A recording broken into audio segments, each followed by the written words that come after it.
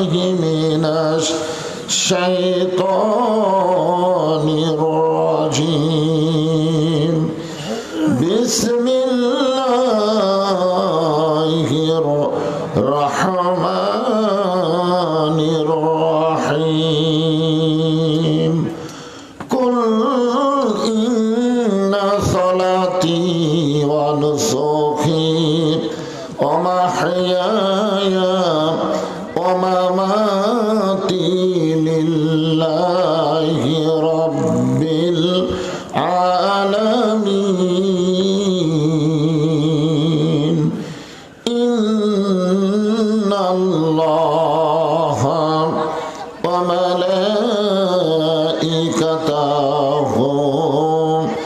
يصلون على النبي يا أيها الذين آمنوا صلوا عليه وسلموا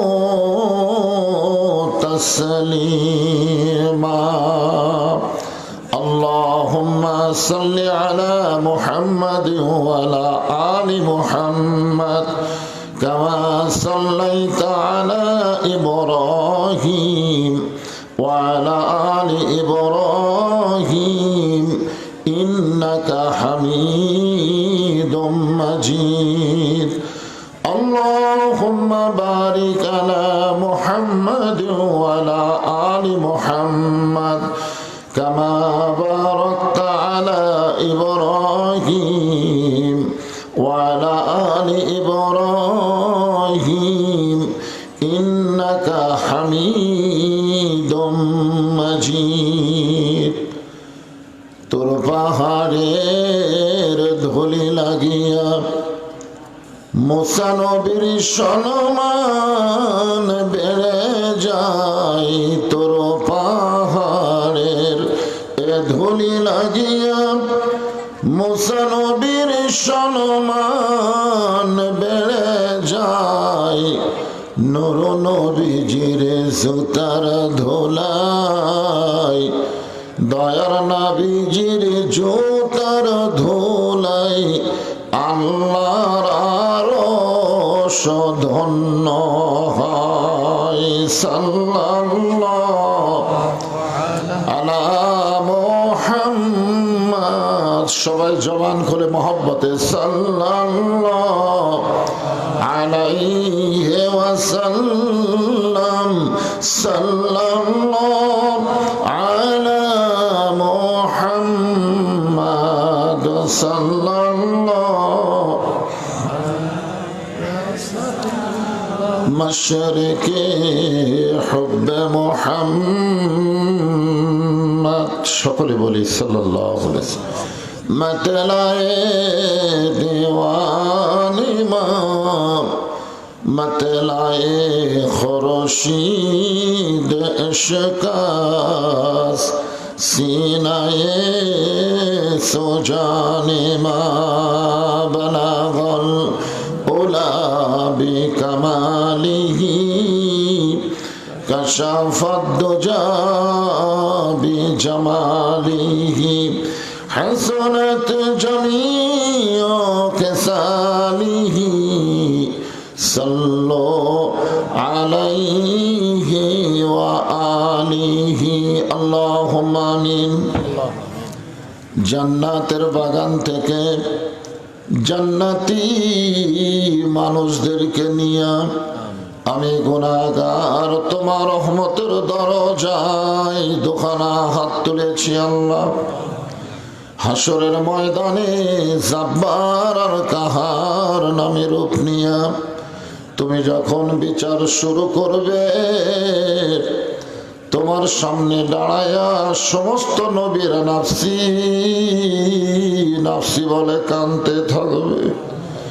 এমন কঠিন অবস্থা হাসরে হবে, সেদিন সমস্ত নবী তার উম্মতকে ভুলে যাবে, শুধু বলবে আল্লাহ আমার কি হবে, আমার কি হবে। একমাত্র দরদি নবী শাফাতের কান্ডারি ইয়া রব্বি হাবলি উম্মতি বলে সেজদায় পড়ে যাবে। সেই কঠিন মুসিবতের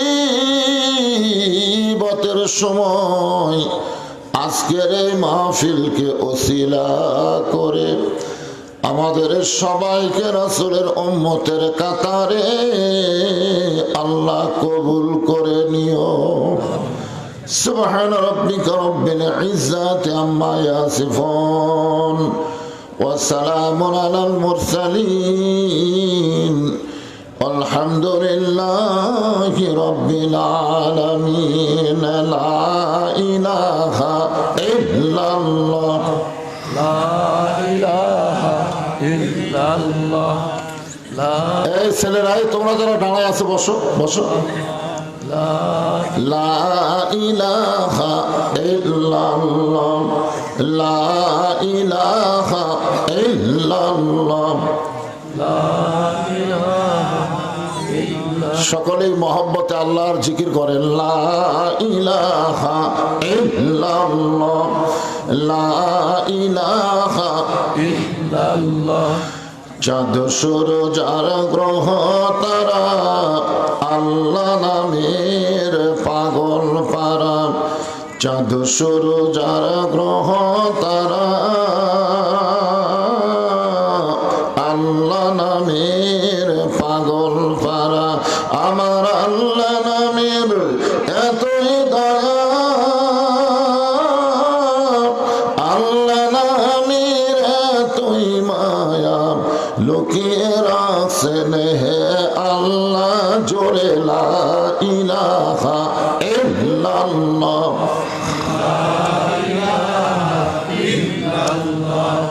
লা ইলাহা ইল্লাল্লাহ লা ইলাহা ইল্লাল্লাহ লা ইলাহা ইল্লাল্লাহ মুহাম্মাদুর রাসূলুল্লাহ। রাসূলের মহব্বতে জবান খুলে সকলে বলি সাল্লাল্লাহু আলাইহি ওয়াসাল্লাম।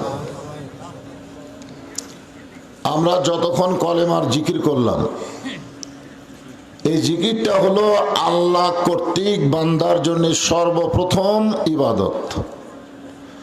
যখন দুনিয়াতে কোনো ইবাদতই ছিল না, একটাই মাত্র ইবাদত হলো জিকির করা। সেটা কোন জিকির? আফজালুজ জিকির লা ইলাহা ইল্লাল্লাহ। বাবা আদম আলাইহিস সালাম থেকে আমাদের নবী পর্যন্ত সমস্ত নবীরা একই জিকির করছেন।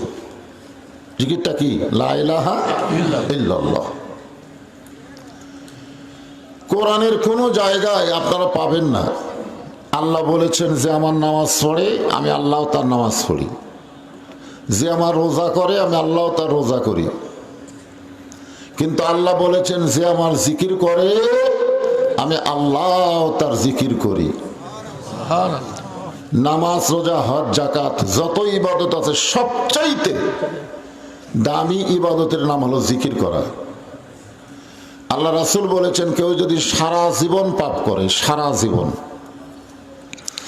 আর মৃত্যুর সময় এই কলেমার জিকির করতে করতে যদি মারা যায়, শুধুমাত্র কলেমার জিকির করার কারণে আল্লাহ তার জীবনের সমস্ত গুনাহ মাফ করে দেয়। আপনি সবসময় নামাজ পড়তে পারবেন না, মন চালি পারবেন না। আপনি সবসময় রোজা রাখতে পারবেন না, কিন্তু আপনি সবসময় জিকির করতে পারবেন। এই জিকির করতে গেলে গোসল করা লাগবে না, যে শরীর পাক থাকলে জিকির, না পাক থাকলে যাবে না। না, জিকির সর্ব অবস্থায় করা লাগবে। যার কারণে আল্লাহ বলেছেন ইয়া আইয়ুহাল্লাযীনা আমানু উযকুরুল্লাহা যিকরান কাসীরা। কাসীরা শব্দের অর্থ হলো সব সময় একটা ইবাদত করতেই হবে, তার নাম হলো জিকির করা।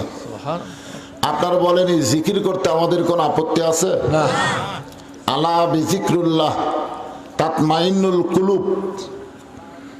তোমরা সাবধান হয়ে যাও, তোমাদের অন্তরের মধ্যে যদি শান্তি পাবার চাও তাহলে তোমরা বেশি বেশি জিকির করো। আজকে বাংলাদেশের মুসলমানের মনের মধ্যে কোনো শান্তি আছে? কোনো শান্তি নাই। সারাদিন একই কথা, ভাই রে শরীর ভালো আছে ভাই, কিন্তু মন ভালো নাই। আজকে আপনার পাঠ করলে এসে আমার অবস্থাও তাই। ভাই রে শরীর ভালো আছে রে, মন ভালো নাই। এত মাহফিল করলাম সিংড়াই, এইরকম গরিব মাহফিল তো আমি দেখি নাই। কি অবস্থা! এখানে একবার মাগরিব থেকে ওয়াজ করছিল, মনে হয় বছর দেড় আগে। লোকজনের বসারে জায়গা হচ্ছিল না, ধরে কোন ঠিক কিনা? ওনারা মন খারাপ যে হুজুর মাগরিব থেকে ওয়াজ, কিন্তু আমি শেষে বলেছিলাম যে আমি উঠলাম 6টায়, নামলাম 9টায়, বা উঠলাম 7টায়, নামলাম 9টায়, ওয়াজ কিন্তু 2 ঘন্টায় হয়, হয় কি হয় না? আমি কিন্তু উঠছি 10টায়, নামবো 12টায়, ওয়াজ কয় ঘন্টা? 2 ঘন্টা। তো খামাখা রাত করে লাভ কি? সন্ধ্যার সময় সমস্ত মাহফিলে লোক বেশি হয়। রাত হলো আমাদের ঘুমানোর জন্য আল্লাহ দান করেছেন, নাওমাকুম সুবহাতা লাইলাল লিবাসা। তো যাই হোক, বেশি বেশি করে আল্লাহর জিকির করবেন। আর যখনই কলেমার জিকির শেষ করলাম তখন আমরা একটা মহান ব্যক্তির নাম উচ্চারণ করলাম। মহান ব্যক্তি, তিনিও কিন্তু মানুষ, ঠিক কিনা বলেন? মুহাম্মাদুর রাসূলুল্লাহ, এই নামটা উচ্চারণ করার সাথে সাথে রমজান মাসের একটা হাদিস, আল্লাহ রাসূল জুমার দিনে খুতবা দিবেন। তিনি যখন মেম্বরে উঠতেছেন এমন সময় রাসূল বললেন আমিন আমিন আমিন, 3 বার বললেন। কয়বার? সাহাবারা জিজ্ঞাসা করলেন, হুজুর আপনি যখন দোয়া করেন তখন কবুলের জন্য আমরা আমিন কই, তো কোনো দোয়াই তো শুনলাম না, খালি আমিন আমিন কইলেন, ব্যাপার কি? আল্লাহ রাসূল বললেন 3টা কথার পরে 3 বার আমিন কইছি। তার মধ্যে একটা কথা হলো, আমি নবীর নাম শোনার পরে যে আমার প্রতি দরুদ পড়বে না, আল্লাহ বলেছেন সে ধ্বংস হয়ে যাক। আল্লাহ কি বলেছেন? ধ্বংস হয়ে যাক। তো জিবরাইল বলেছে আমিন, আমিও বললাম আমিন। এখন বলেন রাসূল আর জিবরাইল যদি আমিন কয়, এই দোয়া কি কবুল হবে? কথা কয় না কেন? কবুল হবে না? আর ধ্বংস কে চাইছে? আল্লাহ। তো নবীর নাম যখনই উচ্চারণ করবেন বক্তার থাকিত না, নিজের ইচ্ছায় জবান খুলে বলবেন সাল্লাল্লাহু আলাইহি ওয়াসাল্লাম। পাটকুলের মাহফিলে আপনি দরুদ পড়লেন, কিন্তু দরুদ কিন্তু এখানে নাই। আপনার 2 কান্দে 2টা ফেরেশতা আছে, আছে না নাই? এই ফেরেশতারও ক্ষমতা নাই যে দরুদের নেকি লিখবে, মানে দরুদের নেকির এত ওজন যেটা ফেরেশতারা লেখার মতন পারমিশন পায়নি।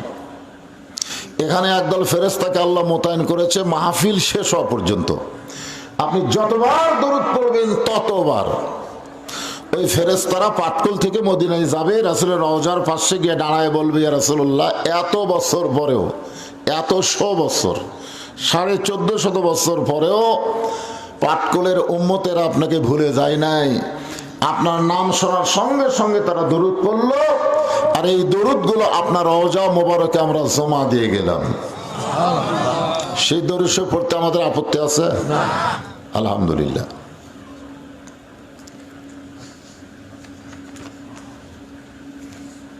পাটকুল তালিমুল কোরআন হাফেজিয়া মাদ্রাসার উন্নয়ন কল্পে আজকের এই ইসলামী জলসায় আল্লাহ তাআলা যেনাকে সম্মানিত সভাপতির আসনে অলঙ্কিত করেছেন,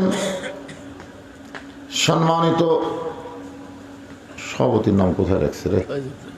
আচ্ছা আচ্ছা, সম্মানিত সভাপতি আলহাজ কাজী মাওলানা মোহাম্মদ আলাউদ্দিন সাহেব, আজকের এই মাহফিলের সম্মানিত প্রধান অতিথি আলহাজ অ্যাডভোকেট জনায়েত আহমদ পলক, সম্মানিত এমপি এবং মাননীয় সরকারের, বর্তমান সরকারের প্রতিমন্ত্রী, কয়েকটা বিষয়ের তিনি প্রতিমন্ত্রী।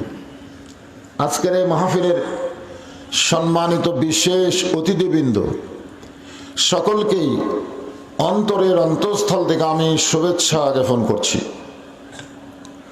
সম্মানিত ওলামায়ে কেরাম, আপনাদের মাঝে মাঝে যে সমস্ত আলেম ওলামা বসে আছেন, মঞ্চ উপবিষ্ট আছেন, মাগরিবের নামাজের পর থেকে এতক্ষণ পর্যন্ত যিনারা কোরআন হাদিসের আলোকে অত্যন্ত গুরুত্বপূর্ণ আলোচনা করে আপনাদেরকে শোনালেন, আলেম সহ আজকের মাহফিলের বক্তাগণকে অন্তরের অন্তঃস্থল থেকে আমি শুভেচ্ছা জ্ঞাপন করছি। এই মুহূর্তে আমার সামনে যারা বসে আছেন ফাঁকা ফাঁকা হয়ে, শীতের দিন ফাঁকা ফাঁকা বসলে কি হয়, পিছনে ফাঁকা থাক, সমস্যা কি? কিন্তু মাঝে মাঝে ফাঁকা রাখলে ওই ফাঁকের মধ্যে কে বসে? বিশ্বাস হয় না। বিশ্বাস যদি হতো তাহলে ফাঁকা রাখতেন না। বিশ্বাস হয়? হয় না।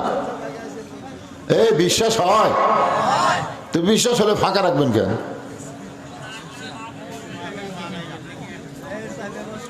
হ্যাঁ, আর কিসের লোক নাই? হাজার হাজার মানুষ খাওয়া দাওয়া করতেছে, হাজার হাজার মানুষ খাচ্ছে। এমন সময় সাইড দিয়ে এক পাগল যাচ্ছে আর বলতেছে মানুষ নাই রে, মানুষ নাই। তা হাজার হাজার মানুষ যেগুলো খাচ্ছে ওরা কি? অথচ পাগল বলতেছে মানুষ নাই রে, মানুষ নাই। সবাই মুচকে মুচকে হাসে আর কয় পাগলে কেনা কয়, ছাগলে কেনা খায়। কিন্তু একজন লোক চিন্তা করছে মানুষ যদি না থাকে তাহলে আমরা কি? ও আবার দৌড়ে গিয়ে পাগলকে বলছে ভাই তুমি যে কইলা মানুষ নাই, তাহলে হাজার হাজার মানুষ যে খাওয়া দাওয়া করতেছে এরা কি? তো বলে আমি পাগল, আমি বলেছি, কেউ কিছু মনেই করেনি, খালি তুই বলে দেখ মানুষ নাই, এ কথা তুই বল, পিটন খাবি। বলে ভাইজান আমি বলবো না, আমি শুধু জানতে চাই। তো পাগল বলতেছে মানুষ নাই, এটা কি জানবি না দেখবি? এটা কি দেখবি না জানবি? একটা হলো জানা আর একটা হলো দেখা। আপনারা বলেন তো কোনটার গুরুত্ব বেশি? দেখা। আপনারা একজন বললেন মানুষ নাই। মানুষ যদি না থাকে তাহলে আমার সামনে যারা বসে আছে এরা কি? কথা কন না কেন? আপনারা কি? মানুষ। যে মানুষ এখানে আসলো, ওয়াজ নসিহত শুনলো, ফজরের নামাজই পড়লো না, এইগুলা মানুষ ওয়াজে আসাই কি আর শুনেই কি লাভ আছে? কোনো লাভ নাই। পাগল বলতেছে দেখবার যদি চাস তাহলে তাকায় দেখ। এবার বাম বগল আলগা করে দেখায়, লোকটা দেখতে পায় হাজার হাজার মানুষের মধ্যে মাত্র 15-20 জন মানুষ, বাদ বাকি সব শিয়াল কুত্তে। হাজার হাজার মানুষের মধ্যে কয়জন মানুষ? 15-20 জন মানুষ, বাদ বাকি সব শিয়াল কুত্তে। বলে কি দেখলাম ভাই? যা দেখলিস দেখলি, বলিস না, বললি পিটন খাবি।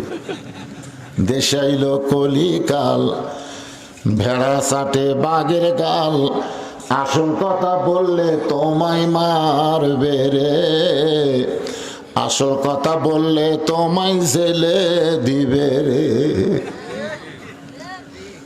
আসল কথা, হক কথা, এগুলো কথা এখন আর বলাই যাচ্ছে না। ধর এখন কথা ঠিক কিনা? খুব খেয়াল করবেন, মানুষ নাই এটা আজকে আপনাকে দেখাই দেব।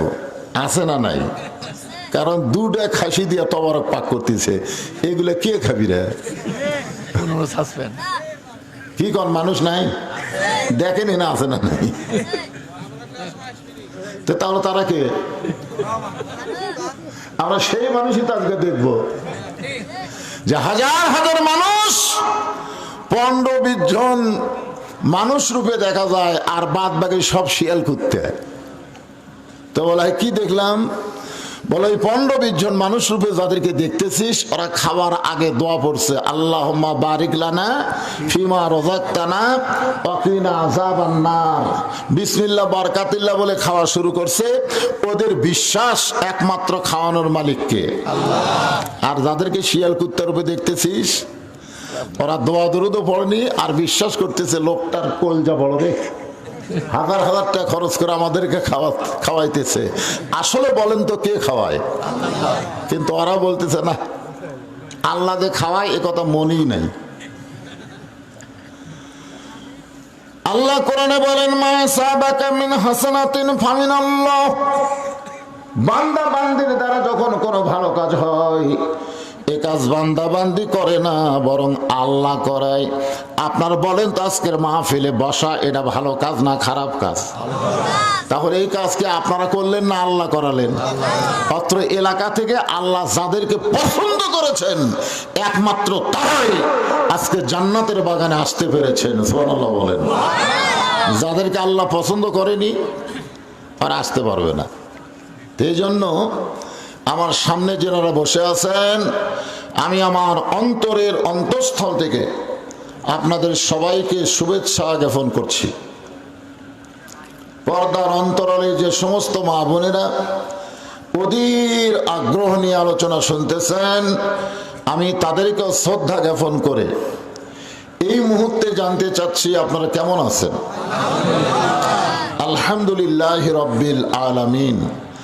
যে আল্লাহ শারীরিক সুস্থতা দান করে মানসিক প্রশান্তি লাভের জন্য আজকের এই জান্নাতের বাগানে কবুল করলেন, আমরা সে আল্লাহর পরে খুশি না বেজার? তাহলে জবান করে সমস্বরে সকলে বলবো, রব্বানা লাকাল হামদ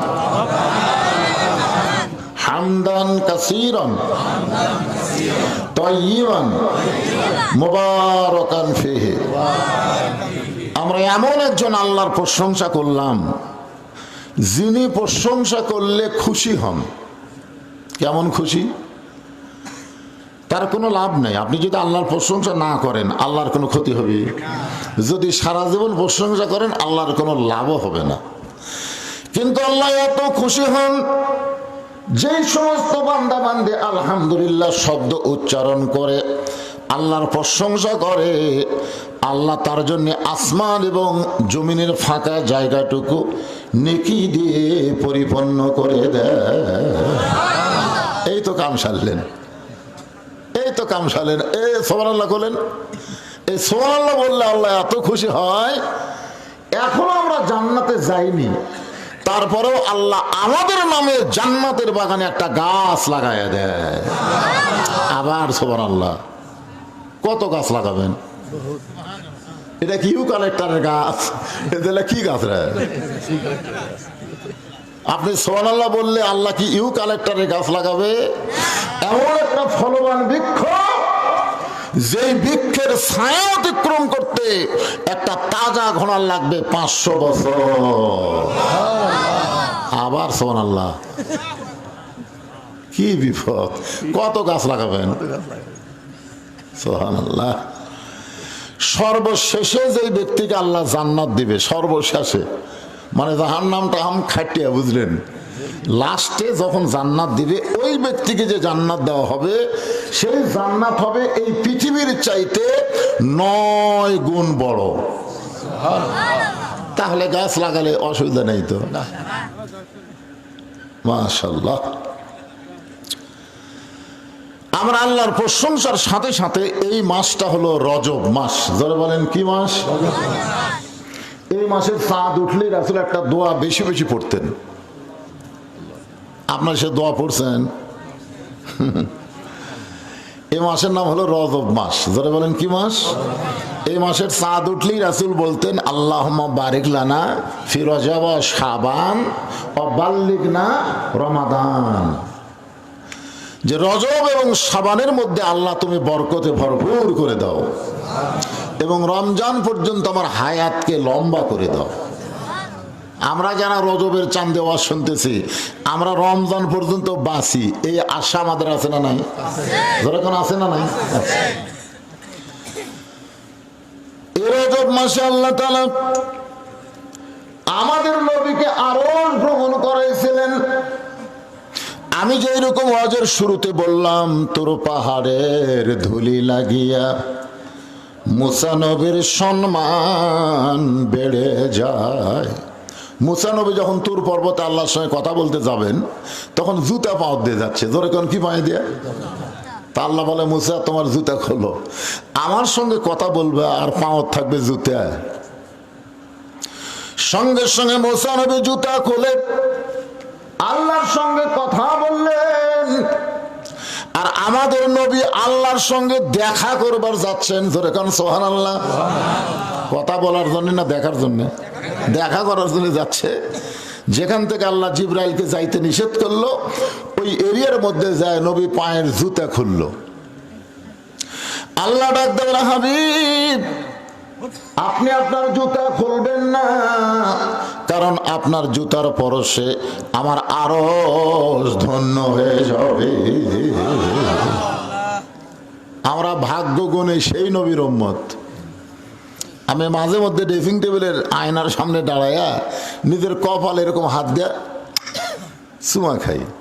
ওইটা আবার আমার এক মেয়ে দেখছে, ছোট মেয়ে, যে আর মাকে বলতেছে, মা আব্বু কি পাগল হচ্ছে নাকি, নিজের কপালে হাত দিয়ে আমার মুখের চুমা খায়। আর বউ আমারে কয়, কি হইলো তুমি এরকম করো কেন? এই কপালের দাম আছে রে, এই কপালটা এত দামি, যেই কপালের কারণে আমরা বিশ্ব নবীর উম্মত হবার ভাগ্য অর্জন করেছি। সুবহানাল্লাহ। এমন একজন নবী আমরা পাইছি, যেই নবী আমাদের জন্য বলেছেন, তোমরা সারা জীবন যদি পাপ করো, পাপের সাগরেও যদি ডুবে থাকো, আর ঈমানের সাথে যদি মৃত্যুবরণ করতে পারো, আমি রাসূল ওয়াদা দিলাম, আমি তোমাদেরকে সুপারিশ করে আল্লাহ হাকিমের কাছে তোমাদেরকে জামিন করে জান্নাতে পৌঁছায় দিব। এজন্য একটা গান আছে, আছেন আমার মুক্তার, আছেন আমার ব্যারিস্টার, সেই বিচারের হাইকোর্টেতে তিনি আমায় করবেন পার, আমি পাপী রাসূল জাবিনদার। যে রাসূল আমাদেরকে হাত ধরে জান্নাতে নিয়ে যাবেন, এমন একটা নবী পাওয়ার উপরে খুশি না বেজার? তাহলে আল্লাহর প্রশংসা কম করব না বেশি করব? আলহামদুলিল্লাহ। আপনারা যে কোরআনের ওয়াজ শুনবেন, আমি একটা আয়াতে কারিমা তেলাওয়াত করেছি, এখানে 4টা বিষয় আছে। 1 নম্বর হলো নামাজ, যেখানে 1 নম্বর কি? ইন্না সালাতি। 2 নম্বর অনুসুখি, কুরবানি। 3 নম্বর হলো মাহইয়া, জীবন। আর 4 নম্বর হলো মামাতি, লিল্লাহি রাব্বিল আলামিন, একমাত্র কার জন্যে? আল্লাহর। এখন আপনারা বলেন, আমরা নামাজ পড়ি কার জন্যে? আল্লাহর জন্য নামাজ পড়েন, তো জান্নাত চান কে? না না, অনেকে নামাজ পড়ে আল্লাহ আল্লাহ জান্নাত দিও, আল্লাহ ফেরেশতা খাই, আল্লাহ এত লুভি। নামাজ আপনার জন্যে, আর ওই চাই জান্নাত। কোটি নামাজ আর কোটি জান্নাত, জোরে কেন সুবহানাল্লাহ। আল্লাহর এক পাগল আছে নামাজের সেজদায়, আল্লাহ ডাক দেয়, বলে তুই যতই নামাজ পড়ার সেজদা কর, তোর ঠিকানা হলো জাহান্নাম। তুই কি করবো?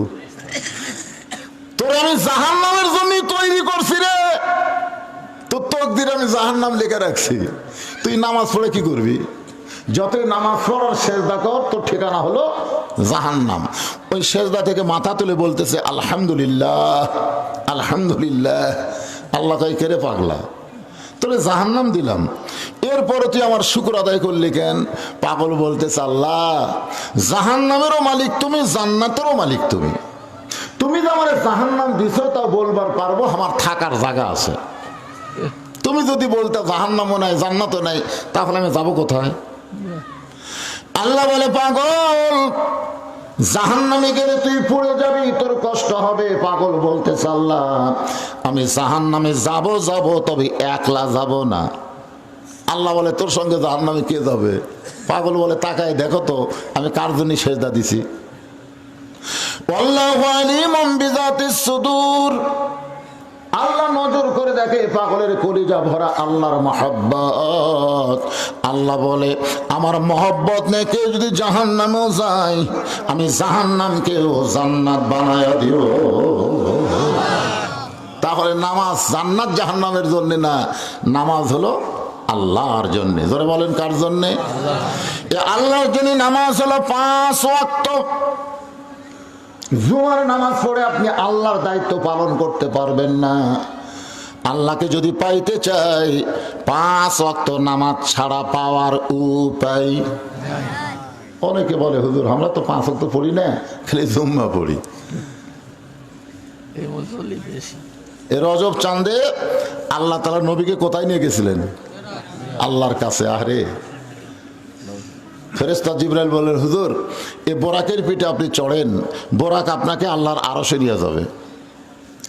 নবী বললেন, জিবরাইল সেই বোরাকের পিঠে চললে বোরাক আমাকে আল্লাহর আরশে নিয়ে যাবে, সেই বোরাককে আমি একটু লাইড়া ছাড়া দেখতে চাই। জিবরাইল বললেন, কোনো আপত্তি, আপনারই যানবাহন, আপনি যেভাবে ইচ্ছা দেখেন। আল্লাহর নবী, আমাদের নবী বোরাকের গায়ে হাত দিয়ে বললেন, আল্লাহ যে বোরাক তুমি আমার জন্য পাঠাইছো, এমন করে একটা বোরাক তুমি আমার উম্মতের জন্য পুল সিরাতের কিনারা পাঠাইয়া দিও। ফেরেশতা জিবরাইল কয়, হুজুর কোন নবীর জন্য আল্লাহ যে বোরাক তৈরি করে নাই আর আপনার জন্য করেছে, আর আপনি উম্মতের জন্য চাবেন, আমার মনে হয় এই চাওয়া আল্লাহ কবুল করবি না। চাওয়ারও একটা সীমা আছে, আছে না নাই? এটা একটা চাওয়া হলো। সঙ্গে সঙ্গে নবী বোরাক থেকে 11 গজ দূরে সরে গেলেন, মাটির দিকে নজর করে বললেন, জিবরাইল ঠেকা আমার না, ঠেকা হলো তোমার আল্লাহর। ঠেকা কার না? ঠেকা বোঝেন? ঠেকা আজকে এখানে আমি আইছি, আমার ঠেকা না আপনাকে ঠেকা? কথা কয় না কেন? এই জন্য আগে আমাকে ঠেকা দিচ্ছে, হুজুর গাড়ির তেল টেল কিনে আপনি আমাকে পাঠ করে যাবেন, ঠেকা আপনাকে রে। তো আল্লাহ যানবাহন পাঠাচ্ছে আমাকে নিয়ে যাওয়ার জন্য, ঠেকা আমার? ঠেকা তোমার আল্লাহ। তোমার আল্লাহকে বলো, আমার উম্মতের জন্য এমন একটা বোরাক যদি আল্লাহ বাজেট না করে, আমি বোরাকের পিঠে চড়বই না, চড়বই না। জিবরাইল কয়, কে রে? নবীরে তো কোনোদিন আমি গরম দেখিনি। যে নবীর জন্য আল্লাহ নাজিল করেছেন, ওমা আরসালনাকা ইল্লা রাহমাতাল লিল আলামিন। তাইফবাসী পাথর মারে, নবীর গায়ে রক্ত ঝরে, এরপর নবী দোয়া করে, আল্লাহ যারা আমাকে পাথর মারলো তাদেরকে তুমি হেদায়েত দিয়ে দাও। জিবরাইল কয়, কি কথা? যারা পাথর মারলো তাদের জন্য যেই নরম মানুষটা হেদায়েত কামনা করে। আজকে এত গরম হওয়ার পিছনে কারণ হলো নবী নিজের জন্য নয়, নবী হলেন উম্মতের জন্য। সাল্লাল্লাহু আলাইহি ওয়াসাল্লাম। আপনারা বলেন তো, আমাদের নবী কি নিজের জন্য না আমাদের জন্য? এই কথাটা বলতে কার কার মুখত বাজিচ্ছে রে? নবী কার জন্য? আল্লাহ ডাক দেয়, বলে, জিবরাইল আমার দোস্ত যে রাগ করা করছে, আমি লা ইলাহা ইল্লাল্লাহ বসে আছি মুহাম্মদ রাসূলের আশায়, আমি আরশে বসে আছি কি? লা ইলাহা ইল্লাল্লাহ কার আশায়? মুহাম্মদ রাসূলের আশায়। আর মুহাম্মদ রাসূল যদি আমার যানবাহন ফেরত দেয়, আমার বড় কষ্ট হবে।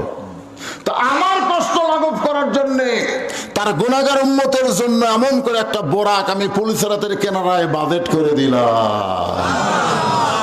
যেই নবী বোরাকের পিঠে চড়ার সময় আমাদের কথা বলে নাই, আর এখন যাদেরকে ভোট দিয়ে নেতা বানাচ্ছেন, এরা 4 কোটি টাকার গাড়ির উপর চড়তেছে, একটাবার আমাদের কথা মনে করতেছে না। তোর এখন ঠিক ছিল। এই জন্য কোন নেতার পাশে ঘুরবেন আর কোন নেতা ধরা লাগবে, এদের দরুদ শরীফ পড়লেন, আল্লাহুম্মা সাল্লি আলা সাইয়্যিদিনা। সাইয়্যিদিনা মানে কি? সাইয়্যিদিনা শব্দের অর্থ হলো আমাদের নেতা। আমাদের নেতা হলেন মুহাম্মাদুর রাসূলুল্লাহ।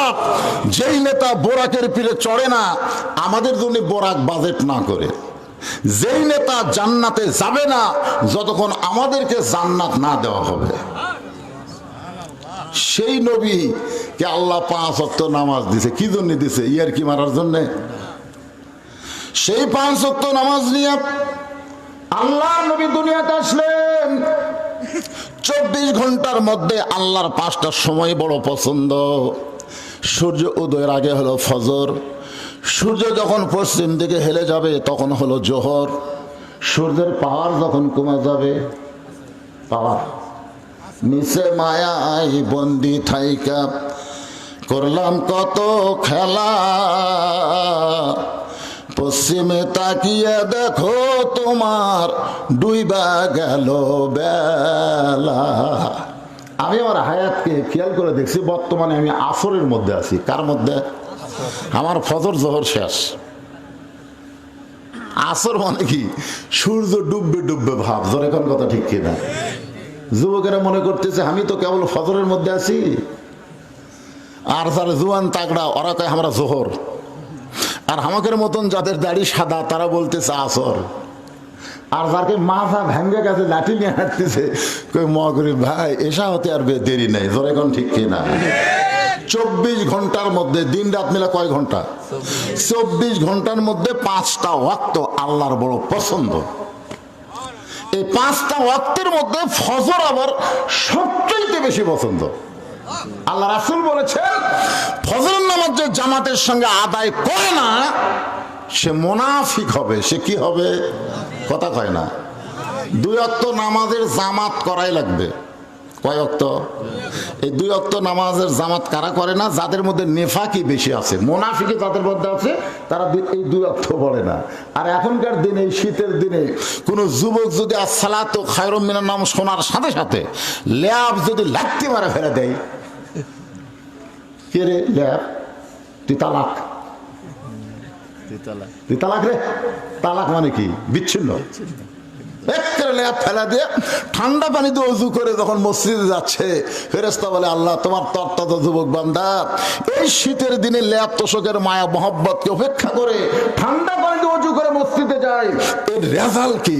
আল্লাহ বলতেছে রেজাল্ট হলো বর্তমানে যদি পৃথিবীতে বদরের যুদ্ধ থাকতো তারা বদরের যুদ্ধের সৈনিক হয়ে যেত। খালি বুড়া থুড়া ভাঙ্গা চুরা এরা ছাড়া এখন ফজরে মানুষ পাওয়া যাচ্ছে না। মান তারাকা সালাতু মুতাম্মিদান ফাকাত কাফারা, ইচ্ছা করে এক ওয়াক্ত নামাজ যারা বাদ দিবে তারা আল্লাহর সঙ্গে কুফরি করবে। জোরে কোন কি করবে? আর যারা নামাজ পড়ে না তাদের সম্পর্কে রাসূল বললেন বাইনাল আবদি ওয়াল কুফরি তরকুস সালাত, বান্দার কাফেরের মধ্যে পৃথক করার জিনিসটার নামই হলো নামাজ। যারা নামাজ পড়ে তারা হবে আল্লাহর বান্দা, আর যারা নামাজ পড়ে না তারা হলো কাফের। আমি যে বলবো বেনামাজি আপনারা বলবেন কাফের, বলতে পারবেন না? হয়ে যান বেনামাজি, বেনামাজি। যারা মাগরিব এসা পড়েননি তারা চিন্তা করতেছে কে রে আমরা তো কাফেরই রে, আমার কাফের কাপড় মিছিল করবো কেন? ওই মুখ বন্ধ করে আছে। আপনি যদি নামাজ না পড়ার পরও কাফের বলে ফজর থেকে নামাজ পড়ার নিয়ত করেন, আল্লাহ বলে নিয়ত করার সঙ্গে সঙ্গে যত নামাজ তুই পড়িসনি ওর যত পাপ হয়ে গেছে আমি আল্লাহ রহমানুর রহিম নামের ওসিলায় মাফ করে দিলাম। এই জন্যে 1 নম্বর হলো নামাজ। এই নামাজ আল্লাহর জন্য আমাদেরকে আদায় করতে হবে। এই নামাজ যদি আমরা আদায় করি, আল্লাহ কোরআনে বলেছেন ইন্নাস সালাতা তানহানিল ফাহশাই ওয়াল মুনকার, একমাত্র নামাজই পারে ওই 4G মোবাইলের খারাপি থেকে যুবকদেরকে বাঁচাইয়া দিতে। প্রত্যেকটা যুবকের হাতে একটা করে মোবাইল আছে না নাই? আছে। ওই দরজা জানলা বন্ধ হয়ে গেলে বাপ মা ঘুমাইছে রে, কেউ চেতন নাই, এই সুযোগে মারি ওই তখন অশ্লীল ভিডিও বের করে দেখতেছে। আপনারা বলেন তো যেই যুবক 5 ওয়াক্ত নামাজ পড়ে ওই যুবক কোনোদিন অশ্লীল ভিডিও দেখতে পারবে না? ওই বলবে দরজা জানলা বন্ধ হলে কি হবি রে, কেউ না দেখলে আমাকে আল্লাহ দেখতেছে। জোরেকার কথা ঠিক কিনা? আজকে যারা একলাই 10টা ভোট দিছে, একলাই ভোট দেওয়া লাগবে, একটা মারছে 10টা। আপনারা বলেন তো ওই 5 ওয়াক্ত নামাজ পড়ে? ওই শালা জীবনেও 5 ওয়াক্ত নামাজ পড়ে না। 5 ওয়াক্ত যারা নামাজ পড়ে তারা কিন্তু 1 সিলের জায়গায় 2 সিল দিবে না, কারণ তারা জানে বাপ হলো একটা, ভোট হবে একটা। ধরে কোন কথা ঠিক?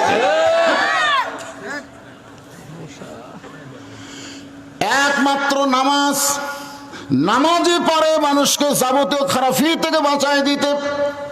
আজকে যুবকদের হাতে যতই 4G 5G মোবাইল থাক, ওই যুবক যদি নামাজি হয় ওই যুবক কোনোদিন আর্জেন্টিনার সাপোর্টার হতে পারবে না, ওই যুবক কোনোদিন ব্রাজিলের সাপোর্টার হতে পারবে না, ওই যুবক হবে মক্কা মদিনার সাপোর্টার। জোরে কোন ঠিক কিনা?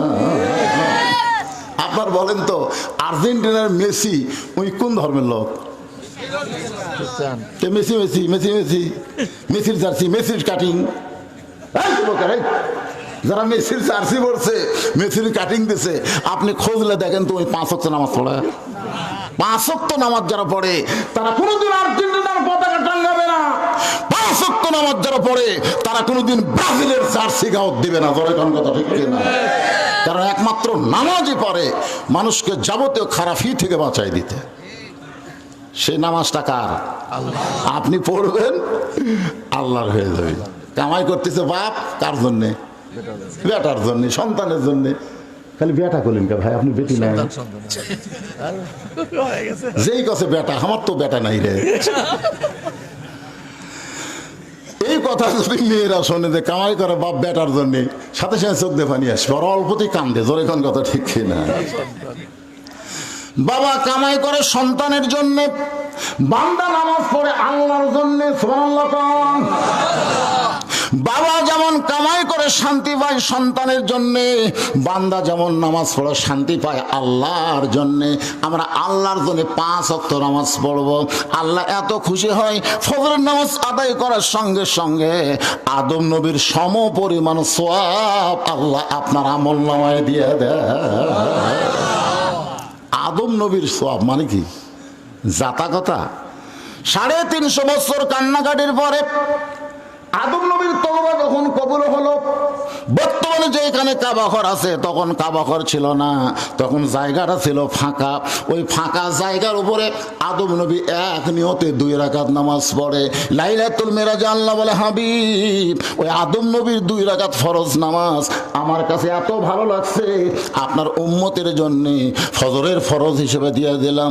আপনার উম্মত আমার জন্য যখন ফজরের নামাজ জামাত আদায় করবে, আদম সফিউল্লাহর সম পরিমাণ সওয়াব দিয়া দিব। যোহরের 4 রাকাত ফরজ যখন জামাত আদায় করবে, ইব্রাহিম নবীর সম পরিমাণ সওয়াব আল্লাহ তার আমলনামায় দিয়া দিবে। নমরুদের চুলার মধ্যে ইব্রাহিম নবীর বাবা আজর যখন রশি ধরে টানতেছে আর চড়কের উপরে বসে আমাদের জাতির পিতা হযরত ইব্রাহিম কাঁদতেছে, বাপ কাঁদতেছে, বেটা কাঁদতেছে। আপনারা বলেন তো, ইব্রাহিম নবীর বাবা যে রশি ধরে টানতেছে ছেলেকে বাঁচানোর জন্যে না আগুনে পুড়ানোর জন্যে? ইব্রাহিম কান্দে কি জন্য? এটা কি বাপ রে? এটাই আমার বাপ। যে বাপ সন্তান বিপদে পড়লে বাবা বা বলে ডাকে, বাবা সবকিছু বাদ দিয়ে দৌড়ে এসে সন্তানকে বাঁচায়। জোরে কোন কথা ঠিক কিনা? আরে এইটা কেমন বাপ রে? ই আমাকে জন্ম দিল কিভাবে যে আমাকে আগুনে পুরানোর জন্য রশি ধরে টানতেছে? আজকে ইব্রাহিম নবীর চাইতেও, ইব্রাহিম নবীর বাপের চাইতেও এই বাপ বেশি খারাপ, যেই বাবা নিজে নামাজ পড়ে বেটারা নামাজ পড়ে না। জোরে কোন কথা ঠিক কিনা? অনেক বাপ আছে দেখবেন একলা একলা ফজর পড়ে, বেটা 3টা পর্যন্ত 8 দিনের খেলা দেখছে, ফজরের নামাজের সময় আর নাই। বেটা কুটিরে জানলাতে তাকে দেখে, মাথাও নাই ঠ্যাঙও নেই, একেবারে কম্বলের মধ্যে ঢুকে গেছে, আগা মাথা সব শেষ। মানে আজান ওই শুনবি না দেখে কম্বল মাথার উপর দিচ্ছে, এখন পাও বার হচ্ছে, পাও টানে বুকের সাথে সোজা। আপনি যে কম্বল টানতে দেখেন, কম্বলের তলে ওর সাইজ আর সকালবেলা সাইড থেকে কুত্তার সাইজ একই সাইজ।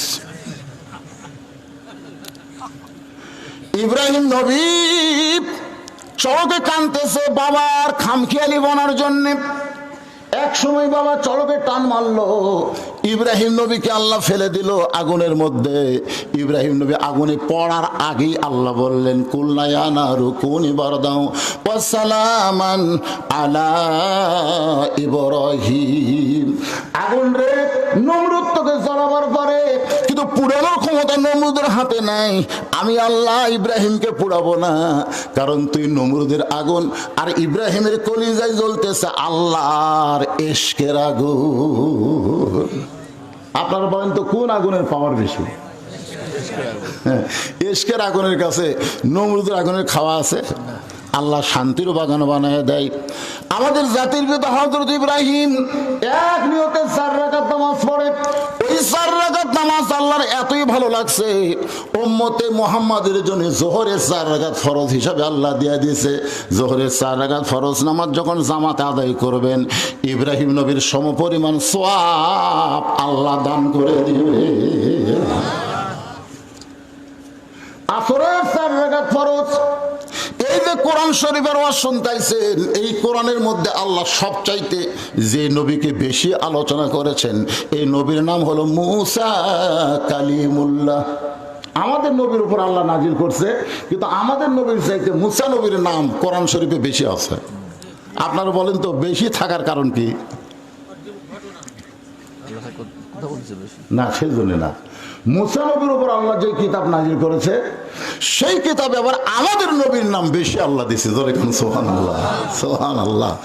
এরা সদবোধ, সদবোধ বোঝেন? মুসা নবীর উপর আল্লাহ যে কিতাব নাজিল করেছে তার নাম কি? তাওরাত। জোরে কান, তার নাম কি? তাওরাতে আমাদের নবীর নাম 750 বার আছে, আর মুসা নবীর নাম কোরআন শরীফে 119 বার আছে। কম হোক, তাও সব নবীর চাইতে কোরআন শরীফে মুসা নবীর নাম বেশি। এতবার মুসা নবীর নাম উচ্চারণ করছে আল্লাহ। আরে কি মুসা নবী? ও মাশাআল্লাহ। হ্যাঁ, চালাক, চালাক কওয়া যায় কিন্তু ঠেটা কওয়া যাবে না। এক জায়গা বলতে মুসা নবী খুব ঠেটা নেই, এই ঠেটা কওয়া যাবে না। ঠেটা কওয়া যায়, চালাক কওয়া যায়। চালাক, খুব চালাক। ওই মুসা নবী একদিন তুর পর্বতে আল্লাহর সঙ্গে কথা বলতে গেছে। তা আল্লাহ ডাক দেয়, বলে মুসা তুমি কেমন আছো? মুসা চিন্তা করে যে প্রতিদিন ফেরাউন তোর হক মারতেছে, তারপর আল্লাহ কয় তুমি কেমন আছো? আচ্ছা, মুসা যে বিপদের মধ্যে আছে এটা আল্লাহ জানে কি জানে না? জানার পর আল্লাহ বলতেছে মুসা তুমি কেমন আছো? মুসা রাগ করে বলতেছে আলহামদুলিল্লাহ। বর্তমান ফিলিস্তিনের মুসলমানকে যদি আপনারা বলেন, ও ফিলিস্তিন মুসলমান ভাই, প্রতিদিন পাখির মতন তোমাদেরকে ইসরায়েলের ইহুদিরা গুলি করে মারতেছে, এরপরে তোমরা কেমন আছো? তা আল্লাহ বলতেছে মুসা তুমি কেমন আছো? মুসা বলতেছে আলহামদুলিল্লাহ। মুসা বলে আল্লাহ আপনি কেমন আছেন? এখন মুসা বলতেছে আল্লাহ আপনি কেমন আছেন? আল্লাহ বলে মুসা রে, আমি আল্লাহ কেমন আছি যদি জানবার চাও, ইজহাব ইলা ফিরাউন ইন্নাহু তাগা। আমি আল্লাহ কেমন আছি যদি জানবার চাও তাহলে ফেরাউনের কাছে যাও। আজকে এই যে মাদ্রাসা নুরানি তালিমুল কোরআন মাদ্রাসার জন্যে আমার আগেকার ভাই আপনাদের কাছে 30 পারা কোরআনের 30,000 টাকা চাইল। আপনাদের কাছে টাকা চাওয়া লাগবে। যদি প্রাইমারি সরকার হাজার হাজার কোটি টাকা দিয়ে চলাবার পরে, তাহলে কোরআনের মাদ্রাসা কেন চলে না? কোনদিন কি আপনি প্রশ্ন করছেন? কথা কয় না। বাংলাদেশে আল্লাহ কেমন আছে? বাংলাদেশ কি আল্লাহর ভিতরে না বাইরে? আল্লাহর যে গোটা রাষ্ট্রের মালিক, গোটা কুল কায়নাতের মালিক, তার মধ্যে কি বাংলাদেশ আছে? তাহলে আপনারা কিভাবে কন যে এখন আওয়ামী লীগ ক্ষমতাতে আছে রে, এখন আওয়ামী লীগ ক্ষমতাতে আছে রে? লাকাল মুলক লা শারিকা লাহ। মুলকের মধ্যে, রাজত্বের মধ্যে কোনো শরিকানা চলবে? তাহলে বাংলাদেশের ক্ষমতা কে আছে? আল্লাহ। এই কথা যারা বলবার পারতেছে না, মরার আগে বোবা হবেন। মরার আগে সবই আছে ভাই, হাত আছে, পা আছে, সব আছে, কিন্তু জবান নাই। আল্লাহ রাসূল বলেছেন তোমার সব চলে যাক, জবান যদি থাকে আর ওই জবান দিয়ে আল্লাহ আল্লাহ জিকির করে মারা যাও, মরার সারা আত্মা জান্নাতের দরজাও খুলে দেওয়া হবে। জোরে কোন সুবহানাল্লাহ। তাহলে আপনারা কি চান মরার আগে জবান যাক? তাহলে বাংলাদেশের ক্ষমতা কে আছে? আরো জোরে। এটা কোন বাবু রে যে মাথা নিচু করে আছে? এদিকে তাকাও বাজান, মোবাইলের দিকে তাকা আছেন নাকি? একটু মনোযোগ দিয়ে শুনবেন। তাবারাকাল্লাযী বিয়াদিহিল মুলকু ওয়া হুয়া আলা কুল্লি শাইইন কাদির। গোটা পৃথিবীর রাজত্ব কর্তৃত্ব মালিকানা কার হাতে? তাহলে সমস্ত ক্ষমতার মালিক কে? তাহলে আগডম বাগডম ঘোড়াডম সাজে, ঢাক ঢোলক ঝাঁঝর বাজে, এই মিথ্যা শিক্ষার জন্য যদি হাজার হাজার কোটি টাকা সংসদে বাজেট হয়, আর তালিমুল কোরআন মাদ্রাসার জন্য সংসদে বাজেট হয় না, এই বাজেট আল্লাহ আপনাদের মাধ্যমে করায় না। ধরে কোন ঠিক কিনা? এমনি এ মাদ্রাসা কি দিয়ে চলবে? হাই জিজ্ঞাসা করতে ভাই কি খবর? খবর ভালো ভাই। এ দেখতেছেন না, এই পুকুর পুষ্করি সব আমার, এই সাইডে যা দেখতেছে জমা জমি, এগুলো আমার ভাই। ভাই রে ওই সাইডে ওগুলো আমার হতো ভাই, কিন্তু অল্পের জন্য হয়নি। ওটা আমার চাচাতো ভাই লিছে, আর সামনে আমার বাপ চাচার। এলাকাত কারো পাওয়া দেওয়ার জায়গা নাই ভাই, দোয়া করবে।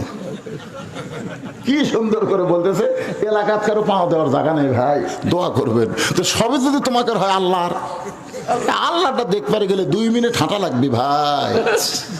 2 মিনিট না হাঁটলে তো আল্লাহটা দেখান যাবি না ভাই। তো চলো যাই মসজিদের কাছে গিয়ে বলতে, ভাই যান এখানেও আল্লাহর কিছু ছিল না ভাই, আমার চাচা 10 শতক আল্লাহ দান করছে, আর আমরা টাকা দিয়ে আল্লাহ ঘর বানা দিছি। আল্লাহ ফেরেশতাকে, আল্লাহ এটা কোন দেশ? এটা কোন দেশ যে দেশে ওর চাচা জায়গা দিলে তোমার জায়গা হয়, আর ওরা টাকা পয়সা দিয়ে তোমার ঘর বানা দেয়? এই দেশের নাম কি? আল্লাহ আফসোস করে বলে, আল্লাহ আফসোস করে বলে ওই দেশের নাম হলো বাংলাদেশ। ওই দেশে আমি আল্লাহর চাইতে গরিব কেউ নেই। এক নেতা বলতেছে 564টা মডেল মসজিদ আমাদের প্রধানমন্ত্রী বানিয়ে দিছে। কে রে নেতা? তুই যে বলতেছিস 564 মসজিদ বানিয়ে দিছে, তুই নামাজ পড়িস? এই শালা সারা জীবনে একক তো নামাজ পড়ে না, ওই মসজিদ বানানোর অহংকার করতেছে। আপনার কন্ত মসজিদ 564 কেন 5 লাখ যদি বানায়, আর মসজিদ যদি নামাজে না থাকে, ওই মসজিদ হবে ইন্দুর বিড়ালের ঘর। ধরে তোর কথা ঠিক না? মসজিদ বানাচ্ছে। বর্তমান প্রধানমন্ত্রীর মসজিদ বানানোর আগে আল্লাহর হুকুম হলো, আল্লাযিনা ইম্মাক্কান্নাহুম ফিল আরদ, জমিনে যখন কাউকে ক্ষমতা দেওয়া হয়, ক্ষমতার মালিক আল্লাহ না, ক্ষমতার মালিক হচ্ছে আল্লাহ, ক্ষমতার মালিক কোনো মানুষ না। কাউকে যখন ক্ষমতা দেওয়া হয়, তার 1 নম্বর দায়িত্ব হলো আকামুস সালাত, নামাজ কায়েম করা। জয়কার কথা ঠিক করে। তাহলে আগে মসজিদ বানান না, আগে নামাজ কায়েম করা? একটু মনোযোগ দিয়ে শুনবেন। 5 ওয়াক্ত নামাজের মধ্যে ফজর আর জোহর আমি বলে দিয়েছি, এখন আসর সম্পর্কে আপনাদের সামনে আলোচনা হচ্ছে। আল্লাহ বলে, মুসা আমি আল্লাহ কেমন আছি যদি জানবার চাও, তাহলে ফেরাউনের কাছে যাও। ফেরাউনের কাছে কেন যাবা? ইন্নাহু তগা, ইন্নাহু তগা। ফেরাউন সীমা লঙ্ঘন করছে। একবার ক্ষমতার স্বাদ পায় আর ক্ষমতা ছাড়বার চাচ্ছে না। মুসা সাল্লাম মাথার টুপি, মুকুট, দাড়ি, পরনের জুব্বা, হুজুর চলে গেছে ফেরাউনের দরবারে। যায় দেখে ফেরাউন জিকির করতেছে, আনা রব্বুকুমুল আলা, আনা রব্বুকুমুল আলা, আমি সবচাইতে বড় আল্লাহ। মুসা কয়, এখনই তুর পর্বতে কার সাথে কথা কইলাম রে? এখনই তুর পর্বতে যার সাথে কথা কইলাম সেটা কে? আর এই শালাকে। আপনার কম তো এটা আর এটা আছে না নাই? আপনি কার ভয়ে? এই ভোটের আগে বুঝলেন, আমাকে এলাকার একটা লোকও বাড়িতে নাই, 1 লোকও বাড়ি নাই। এমন ধরপাকড় শুরু হলো বুঝলেন, সব আলুর বাগুলের মধ্যে বাসরার তলে লুকে আছে। 1 লোক আবার মাটি খুঁড়ে বুঝলেন, কবর লাল করে ওই জায়গা লুকে আছে। ওই বলতে যে পুলিশের বাপেরও ক্ষমতা নেই আমাকে ধরে পারে। এই নিয়তে নিচে কম্বল, উপরে কম্বল দিয়ে বেটা কেবল শোষে। ইতিমধ্যে আল্লাহ আজরাইলকে পুলিশের পোশাক পরে পেটে দিতে বলতে, কেরে ভাই আমার খবর তো কে দিল রে? তখন বলতে, ভাই রে আমি তো পুলিশ না ভাই, আমি আজরাইল রে। ওই বসে থাকে কান্দারকে। এমন একটা দেশে জন্ম নিলাম ভাই, যেই দেশে পুলিশে ধরার চিন্তা, আজরাইল ধরার চিন্তাই নাই। এমন একটা দেশে আমরা জন্ম নিছি, যে দেশে পুলিশ ধরার চিন্তা, আজরাইল ধরবে এটা আমাদের মনেই নাই। কথা কন না কেন? কথা কন না কেন?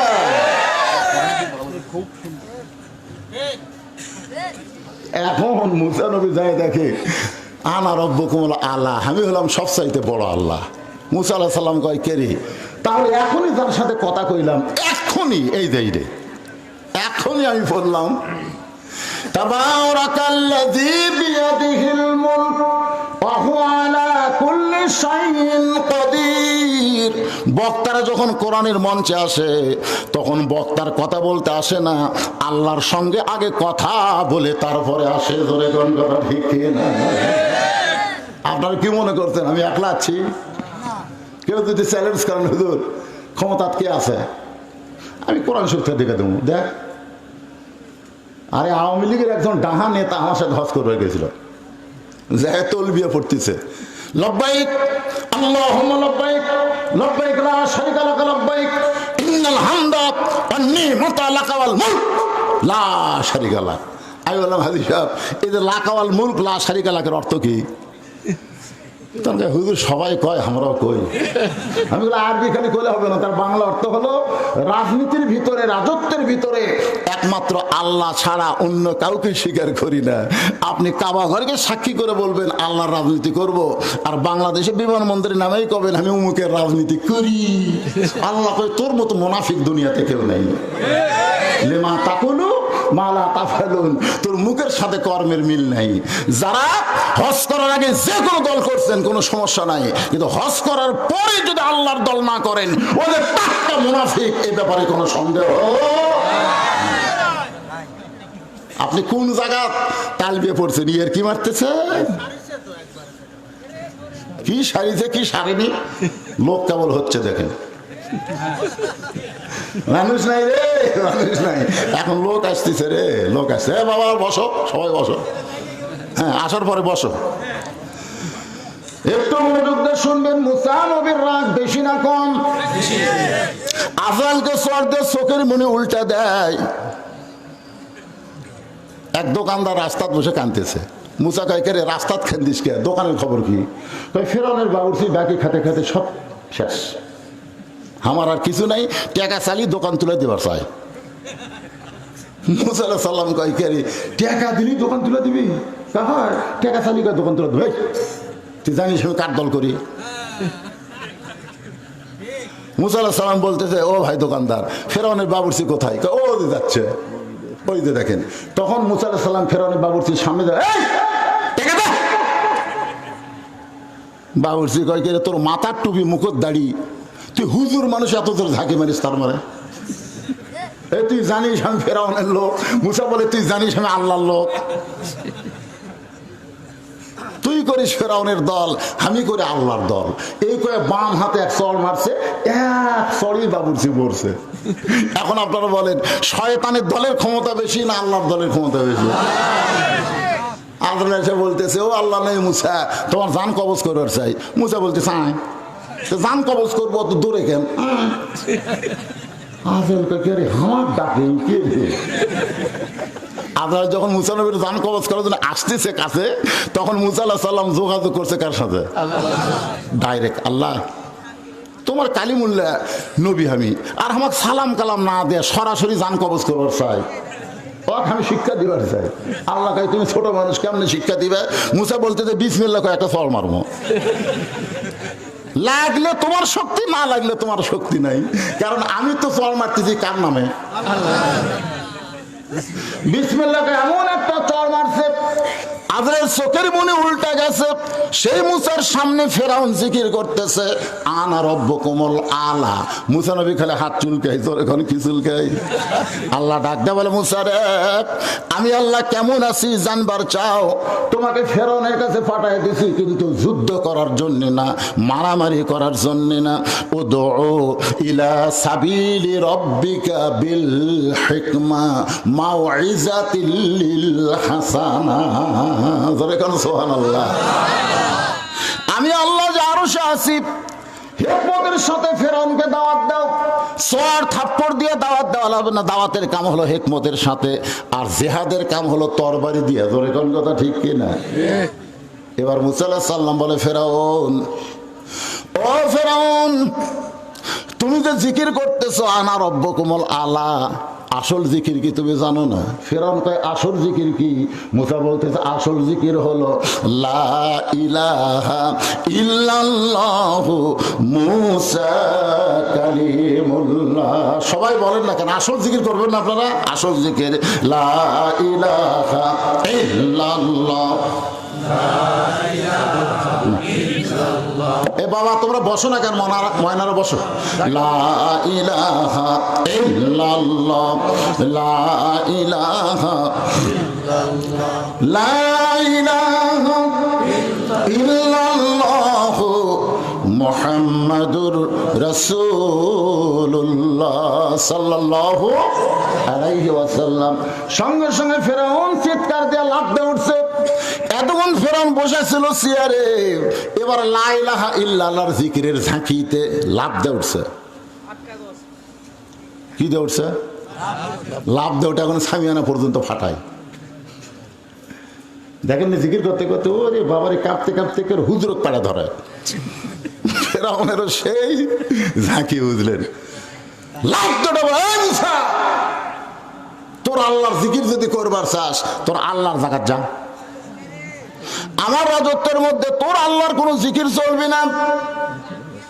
একটু মনোযোগ দিয়ে শুনবেন। ফেরাউন বলতেছে তোর আল্লাহর জিকির যদি করবার চাস তোর আল্লাহর জায়গায় যা, আমার রাজত্বের মধ্যে তোর আল্লাহর জিকির চলবে না। আজও বাংলাদেশে ফেরাউনের গোষ্ঠী আমির হামজার ওয়াজ করবার দিল না। জোরে গান কথা ঠিক। তোর আল্লাহর জিকির করিস, তোর আল্লাহর জায়গায় যা। এটা আমার এলাকার তোর আল্লাহর জিকির, তার মানে যারা কোরআনের মাহফিল করতে দেয় না, 144 ধারা জারি করে, এরা আসলেই ফেরাউনের গোষ্ঠী। জোরে গান কথা। কার গোষ্ঠী? ফেরাউনের গোষ্ঠী। তোর আল্লাহর জিকির তোর আল্লাহর আমার এদিকে। মুসা আলাইহিস সালাম বলে ফেরাউন তাহলে ব্যাটা দে, হিকমতের সাথে ব্যাটা দে, তোর কতটুকু আল্লাহর কতটুকু ব্যাটা দে। দাদা দান করছে 10 শতক মসজিদে, লাতির সময় জায়গা 20 লাখ টাকা শতক লাগছে শহরে, 20 লাখ টাকা শতক। এখন লাতি চিন্তা করে মসজিদটা 6 শতকের মধ্যে হবি, খামাখা 10 শতক। লাতি 2 শতক জায়গা দখল করছে।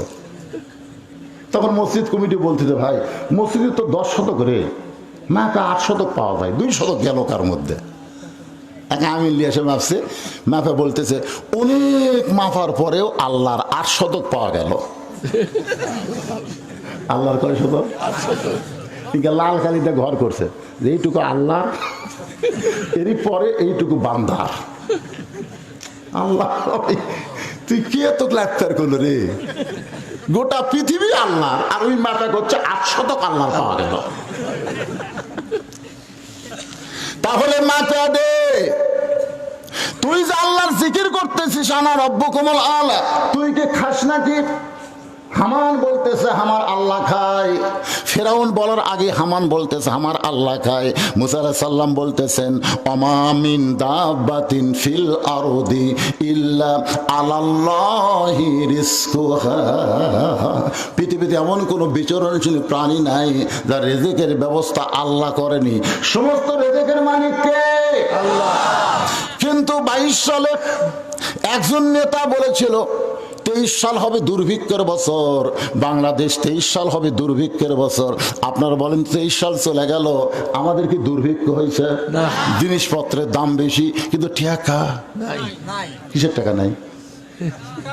আমি এমন কোন লোক দেখিনি ভাই 500 টাকা ছাড়া বের করে, এসলা হাজিরা খাটে কসকস করে 500 টাকা বের করে। কষাই বলতে হুজুর আগে গরুর দাম আসলো 20 টাকা কেজি, সকালে জব করছি সন্ধ্যা পর্যন্ত বেচতে পারিনি। তখন ডাকা ডাকা বলা হয়েছে ভাই রে গোস্ত 500 বাঁচলো রে, তুই লে ভাই দাম দেওয়ার পরে দেশ না দেশ খাইয়া দোয়া করিস। আর এখন সকাল 7টায় জব করি 8টার মধ্যে শেষ। তার মানে বোঝা গেল যত দামি হোক না কেন আমাদের দেশে দুর্ভিক্ষ হবে না, হবে না। কারণ যে দেশের আকাশ দিয়ে পাখি উড়ে গেলে পায়খানা করে, মাটির পোড়া 7 দিন পর একটা ঘাস হয়, সেই দেশে কোনোদিন দুর্ভিক্ষ হবে? দুর্ভিক্ষ হবে না, তবে একটু কষ্ট হবে।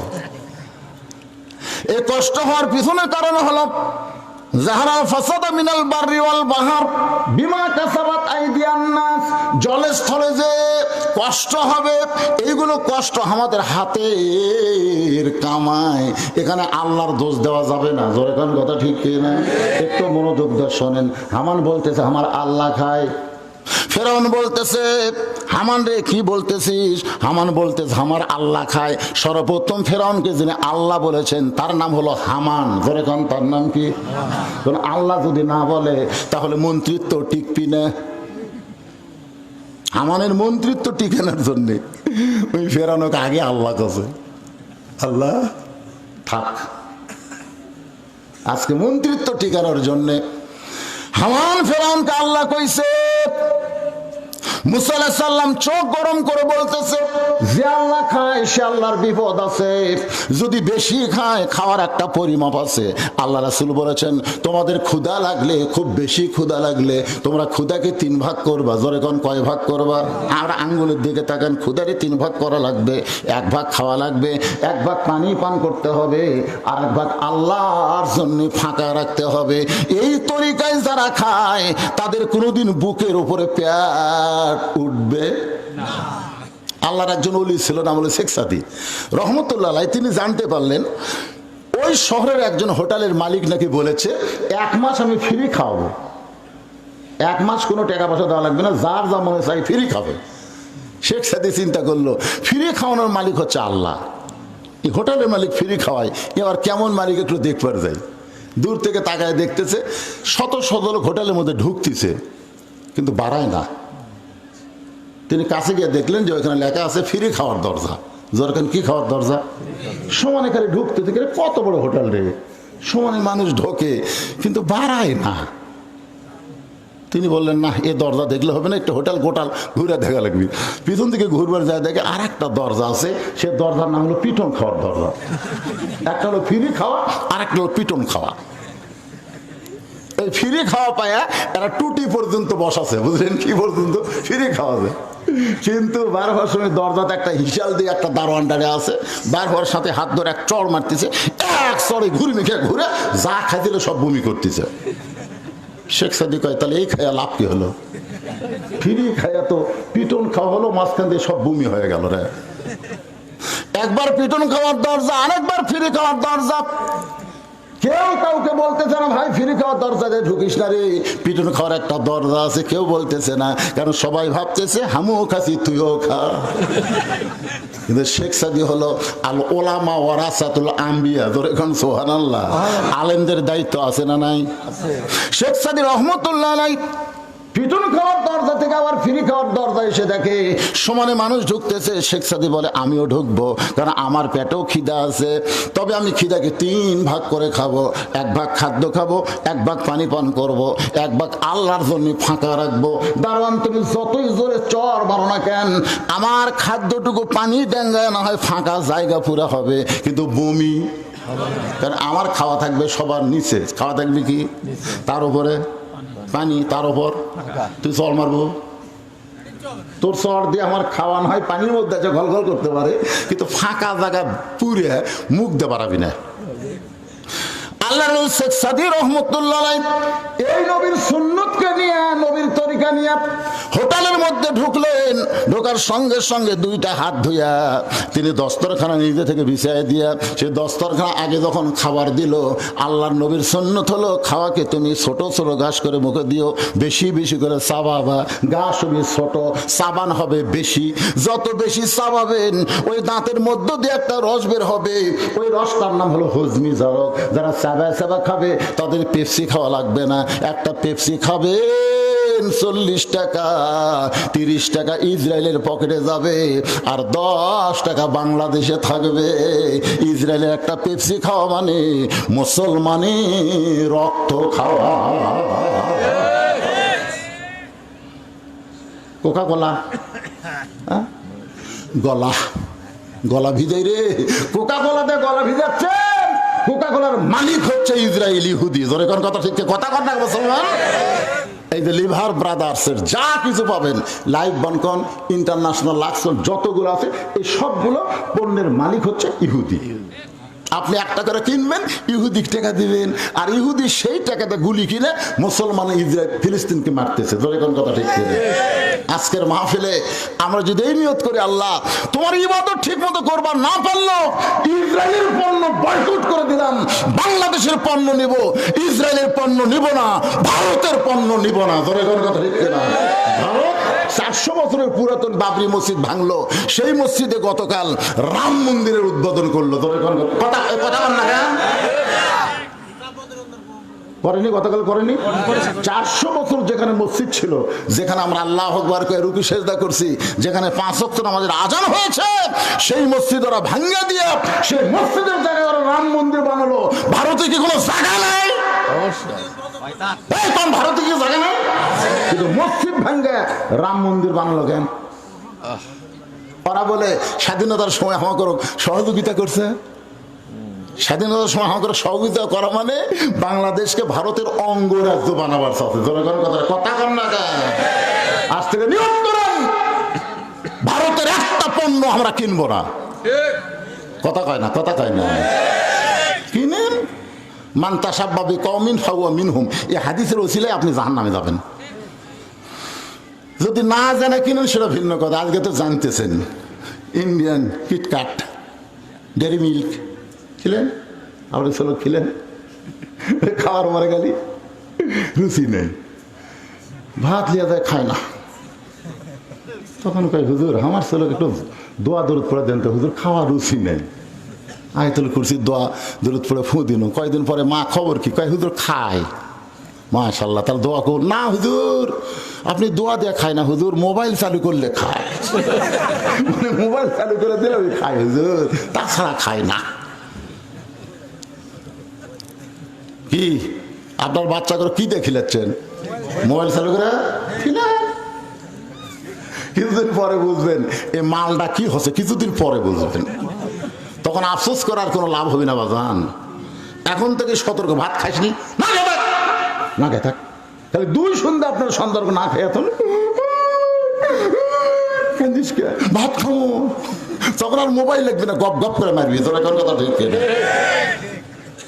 এই কিন্ডার জয়, ডেরি মিল্ক, কিটকাট এগুলো খায়া খায়া আর ক্ষুধা আপনি নষ্ট করে দিচ্ছেন। ভারতকে বাংলাদেশের বন্ধু খেরে যদি বাংলাদেশের বন্ধু হতো তাহলে বাবরি মসজিদ ওরা রাম মন্দির বানাতো না। ধরে কোন কথা ঠিক না? আল্লাহর বান্দার একটু মনোযোগ দিয়ে শুনবেন। আল্লাহ খায় না আল্লাহ খাওয়ায়? জোরে জোরে বলা লাগবে। আল্লাহ খায় না খাওয়ায়? আমার আল্লাহ খায় না, কিন্তু ফেরাউন আল্লাহর দাবি করার পরেও খায়। এই খাওয়াটা বুঝাবার যায়। আমি আপনাদেরকে শেখ সাদী রহমতুল্লাহ আলাইহির কাছে নিয়ে গেছি। এখন হোটেলের মধ্যে ঢুকে খাবার যখন সামনে আইছে, আল্লাহুম্মা বারিক লানা পড়েন, আল্লাহুম্মা বারিক লানা ফিমা রাযাকতানা ওয়া কিনা আযাবান নার। আপনি যে খাবার পায় এই দোয়াটা পড়লেন, এই দোয়া পড়ার পরে যখন খাদ্য খাবেন ওই খাবারটা আপনাকে আল্লাহর ইবাদতের দিকে নিয়ে যাবে। আর দোয়া দরুদ ছাড়া বিসমিল্লাহ ছাড়া যদি খান ওই খাওয়াটা আপনাকে শয়তানি কাজে ব্যস্ত করে দিবে। খাওয়ার মধ্যেও নিয়ম আছে, যেরকম আছে না নাই? ছোট ছোট ঘাস বেশি বেশি চাবায়। ক্ষুদাকে তিন ভাগ করে এক ভাগ খাদ্য খাইছে, এক ভাগ পানি পান করে, এক ভাগ ফাঁকা রেখে শেখ সাদী রহমতুল্লাহ আলাই পিটুন খাওয়ার দরজার দিকে যাচ্ছে। এমন সময় হোটেলের বয় ধরে বলতে, হুজুর আপনি কোন দরজায় যাচ্ছেন? বলে ভাই দরজা তো দুইটা, একটা হলো ফ্রি খাওয়া, একটা হলো পিটুন খাওয়া। বলে হুজুর আপনি দুইটা দরজা দেখছেন, কিন্তু তৃতীয় আর একটা দরজা আছে সেইটাকে আপনি দেখবেন না। শেখ সাদী বলে সেইটা আবার কোথায়? বলে আমার সঙ্গে চলেন। এবার শেখ সাদীকে নিয়ে গেছে তৃতীয় দরজায়। ওই দরজায় বসে আছে হোটেলের মালিক, ছোট বাচ্চার মতন কাঁদতেছে। আজকে 15 দিনে হলো হোটেল খুলে দিলাম, কিন্তু একজনও নবীর উম্মতকে পাইলাম না। সবাই কাফেরের মতন ঢুকছে, কাফেরের মতন খায় বের হয়ে গেছে। এই যে দারোয়ানদা পিটন খায় বমি করাই নিছি, কিন্তু আজকে আপনাকে দেখলাম আপনি একলা ঢোকেন নাই। আপনার সঙ্গে আমার নবীকে আমি দেখতে পাই। নবী মরে নাই রে, নবী মরে নাই, নবী জীবিত আছে উম্মতের আমলের ভিতরে। মারা গেছে? মারা গেছে। ইমাম মালিক কোন দাড়িওয়ালা টুপিওয়ালা জুব্বাওয়ালা মানুষকে দেখলি তার হাত ধরে নিয়ে যেতেন বাড়িতে। বলে হুজুর এত বড় আলিম হয়ে আমার মতন সাধারণ ব্যক্তিকে আপনি হাত ধরে আপনার বাড়িতে নিয়ে আসলেন, কারণ কি? বলে এক সুন্দর খাওয়ার চাই ভাই আল্লাহর হস্তে। কোন কি হুজুর আমি কি আর আপনি কি? কাল পাগল তুই কি? তোর ভিতরে আমি নবীকে দেখতে পাচ্ছি রে। হুজুর আমার মধ্যে নবী কেমনে দেখলেন? বল তোর মাথায় টুপি, মুখে দাড়ি, তোর পরনে সুন্নতের পোশাক, এটা দেখার পরে আমার বিশ্বাস হয়েছে তুই নবীকে মদিনায় রাখিস নাই, নবীকে জায়গা দিয়েছিস তোর কলিজা। লাকাদ কানা লাকুম ফি রাসূলিল্লাহি উসওয়াতুন হাসানা। জোরে কোন সুবহানাল্লাহ। বল হে রাসূল আপনি বলেন ইন কুনতুম তুহিব্বুনাল্লাহ ফাত্তাবিউনি ইউহিব্বুকুমুল্লাহ। এই আয়াতের তাফসীর হলো, আমার সঙ্গে সকলে পড়েন, উপায় নাই রে, উপায় নাই রে, উপায় নাই, নবী বিনে আল্লাহ পাওয়ার উপায় নাই। মাই গেল ভাই, হঠাৎ এরকম সাউন্ড জোরে হলো কেন? একটু আসতে দাও। উপায় নাই রে, উপায় নাই রে, উপায় নাই, নবী বিনে আল্লাহ পাওয়ার উপায় নাই। মুসা নবী হিকমতের সাথে বলতেছে, ফেরাউন তুমি যদি একদিন এরকম বেশি খাও, খাওয়ার পরে তোমার হজম করার মিশিং বোঝেন না, 250 গ্রাম পর্যন্ত আপনার মিশিং হজম করবে, আপনাকে সেই মিশিং আল্লাহ সেট করে দিছে। কিন্তু আপনি 750 গ্রাম যদি ঢুকেন, তখন মিশিং বলতেছে আল্লাহ ই জর্দি ঢুকালো, আমরা তো হজম করার পারতেছি না। আল্লাহকে হজম না করলে হরতাল কর। ওরা যখন হরতাল করছে তখন এটা পচে ধুমা ঢেকুস, ধরে কোন কি ঢেকুস ওর কাছে যায়, মানে মুখ দিয়ে পচা গন্ধ, ধরে কোন মুখ দিয়ে কি গন্ধ, কেন হজম যে হয়নি, হজম না হলে ওটা কি হবে, পচে গেছে। তখন কয়েকের মানুষ আমার ঢেকুস শুনে লাগ ধরে, মানুষ পায়খানা থেকে লাগ ধরে, হুয়া করলে লাগ ধরে, তার কি হলো, ডাক্তারের কাছে গেছে, মুখ ধরে বলতেছে ডক্টর সাহেব এই কাম করছি, এ অকাম করছি, বুদ্ধি কি? তখন জাইমেট দিছে, মডিগার্ড দিছে, তিনটা করে খান, তিনটা করে খাইয়ে আসতে একজন বলতেছে চা কি হলো, কয় হজম হচ্ছে না, বা কয় আপনি টাইগার খান, বাঘ কেমনি খায়, টাইগার মানে বাঘ, চাচা এটা সে টাইগার লাই, আমরা খাই, আপনি কেন দেখাই, ওই আসে টাইগার খাচ্ছে, দেখেন এটা না হলে টাইগার খেলে, এটা নিয়ে একা একা গন্ধ হয়। আপনারা যারা টাইগার স্পিড খান দেখবেন এলকা একটা গন্ধ আছে না নাই রে? টাইগার স্পিড যারা খাচ্ছে তারা নাফাক হয়ে গেছে। এই দুইটা মাল খবরদার মুখ তুলবেন না। এই যুবকের টাইগার শিকার মতন সাইয়েছে, টাইগার খায়, ধাক্কা ফেলে পড়ে যাবি, তুই টাইগার খাস। এখন হজমি জারক মডিগার জাইমেট খাইয়া এমন অবস্থা হয়ে গেছে, ধুমাটেকো ছোটে না, কিন্তু নিচের দরজা ক্লিয়ার। বুঝতে পারলেন? তার নাম কি? ডিসেন্ট্রি, পাতলা পায়খানা। মুসা বলে, ফেরাউন রে, তুমি যে আল্লাহর দাবি করতেছো, ওইরকম খাওয়ার পরে তোমার যদি পায়খানা যাও, পায়খানা কমপ্লিট করতেই আবার পেট কামড়। আবার ফেরাউন বসে গেছে, ধর করে বের হয়ে গেল, এখন আর হবি না, লাভ দিয়ে উঠছে, আবার পেট কামড়, আবার বসে গেছে। একবার যায়, 3 বার উঠেছে, 4 বার দাঁত বসে, আর লড়বার পারতেছে না। ফেরাউন যে উঠ পেলিছে, ঘাড় কাত হয়ে পড়ে গেছে। ফেরাউন বলতেছে, সাঙ্গ ভাঙ্গ তোমরা কোথায় রে? এরকে আবার শরীরত বল না থাকলো মুখত বল আছে, জোরে কোন কথা ঠিক কিনা? মাজা খেলা হওয়ার পারে না, মাজা ধরে তুলে দেওয়া লাগে, তারপরেও কই খেলা হবি, খেলা কথাই করবারিস না পাগলা, খেলবার গেলে মাজার বল থাকা লাগবে, জোরে কোন কথা ঠিক কিনা? মাজা নাই, খেলা হবে। ফেরাউনের মাথাত নাই বল, 4 বার পাতলা পায়খানা, ধরে কোন কয়বার, কিন্তু মুখত বল আছে, মুখ দিয়ে চিল্লায় বলতেছে, সাঙ্গ পাঙ্গ তোরা কোথায় রে? ফেরাউনের সাঙ্গ পাঙ্গ পায়খানার দরজা খুলে দেখে আল্লাহ কাত হয়ে পড়ে আছে, আল্লাহ কাত, আমার রব্বুকুমুল আল্লাহ কাত। আমি হিন্দুরে কইলাম, কে রে ভাই, তোরা যে 10মীর আগে তারপরে খাবার দেশ, কলা দেশ, দুধ দেশ, কত কি খিলাস রে, কিন্তু আজকে এরকম গুড়িয়ে গুড়ে লাগতে লাগতে ডুবার চুকে। তখন বলে, হুজুর আমাকে ধর্ম এইরকমই, এক সময় চুমা খায় আর এক সময় লাগতে, এটা কোনো ধর্ম হলো কেন? ধর্ম একটাই, জোরে কোন কয়টা? আরো জোরে। অমাইয়াবতাগি গায়রাল ইসলাম দীনান ফালাই ইউকবালা মিনহু। আল্লাহ বলেছেন ইসলাম ছাড়া অন্য কোনো ধর্ম নাই, ইসলাম ছাড়া অন্য কোনো ধর্মকে যদি গ্রহণ করে আল্লাহ বলেছেন সেইটা কবুল করা হবে না। আল্লাহর কাছে কবুলযোগ্য একমাত্র ধর্মের নাম কি? ইসলাম। ফেরাউনের সাঙ্গপাঙ্গ সবাই কিন্তু ফেরাউনের বেতন খায়, চাকরি করে, তাই বলে সবাই কি ফেরাউনের পক্ষে? দুই একজন বিপক্ষে, বুঝলেন? কিন্তু বেতন নেওয়ার জন্যে ওরাও আল্লাহ আল্লাহ আল্লাহ আল্লাহ করছে, কিন্তু আজকে দেখে আল্লাহ বিপদ। তখন সাহস করে বলতেছে, এত ক্ষমতার অহংকার করেন, এখনো বাড়াবার পারেন না। এত ক্ষমতার অহংকার করেন, এত ক্ষমতা আপনাকে রে, একলা একলা বাড়ান, পুলিশ নিয়ে আসেন কে? জোরে কোন কথা দেখি না। এত ক্ষমতার অহংকার করেন, একলা বাড়াবার পারেন না। এই কথা যেই মাত্র মুসা কইছে, সঙ্গে সঙ্গে ফেরাউন বুঝবার পারছে মুসা হেকমতের সাথে আসল জায়গায় হাত দিয়েছে। সঙ্গে সঙ্গে মুসা বলতেছে, ফেরাউন বলতেছে ধর। যেই ফেরাউন বলতে ধর, মুসা বলতেছে আল্লাহ। ফেরাউন আমাকে ধরবার চায়, আল্লাহ বলে মুসা তুই দৌড়া। মুসা কয় আল্লাহ তুমি কি খবর চাও? আমার হাতে বল নাই, ওই আমাকে ধরবার আসে, আমি ওকে ধরবার চাই। 4 মাস যখন ফেরা, মুসা নবীর বয়স কয় মাস? আসিয়ার কোলের মধ্যে আছে। ফেরাউন বলতেছে এ তো খুবই সুন্দর রে, আমাকে একটু দাও তো। আসিয়া দিবার চাচ্ছে না, আসিয়া দিবার চাচ্ছে না। তো ফেরাউন দাও, এত সুন্দর একটা বাচ্চা আমি একটু আদর করি। এই কয়ে কলত লেখন মুখের কাছে নিয়ে গেছে। মুসা খাইকে রে, আমার মাও তুরি ভয়ে সিন্ধুকত ভাষা দিছে রে, তুই যে কয়টা বেটা চল হবি তুই সবগুলো মারবো। হ্যাঁ, আর তুই আমার কলত ওই তো যে ও করতেছে বাম হাতে মারছে সব। 4 মাসের বাচ্চা চল মারছে, মানে দাম নাই।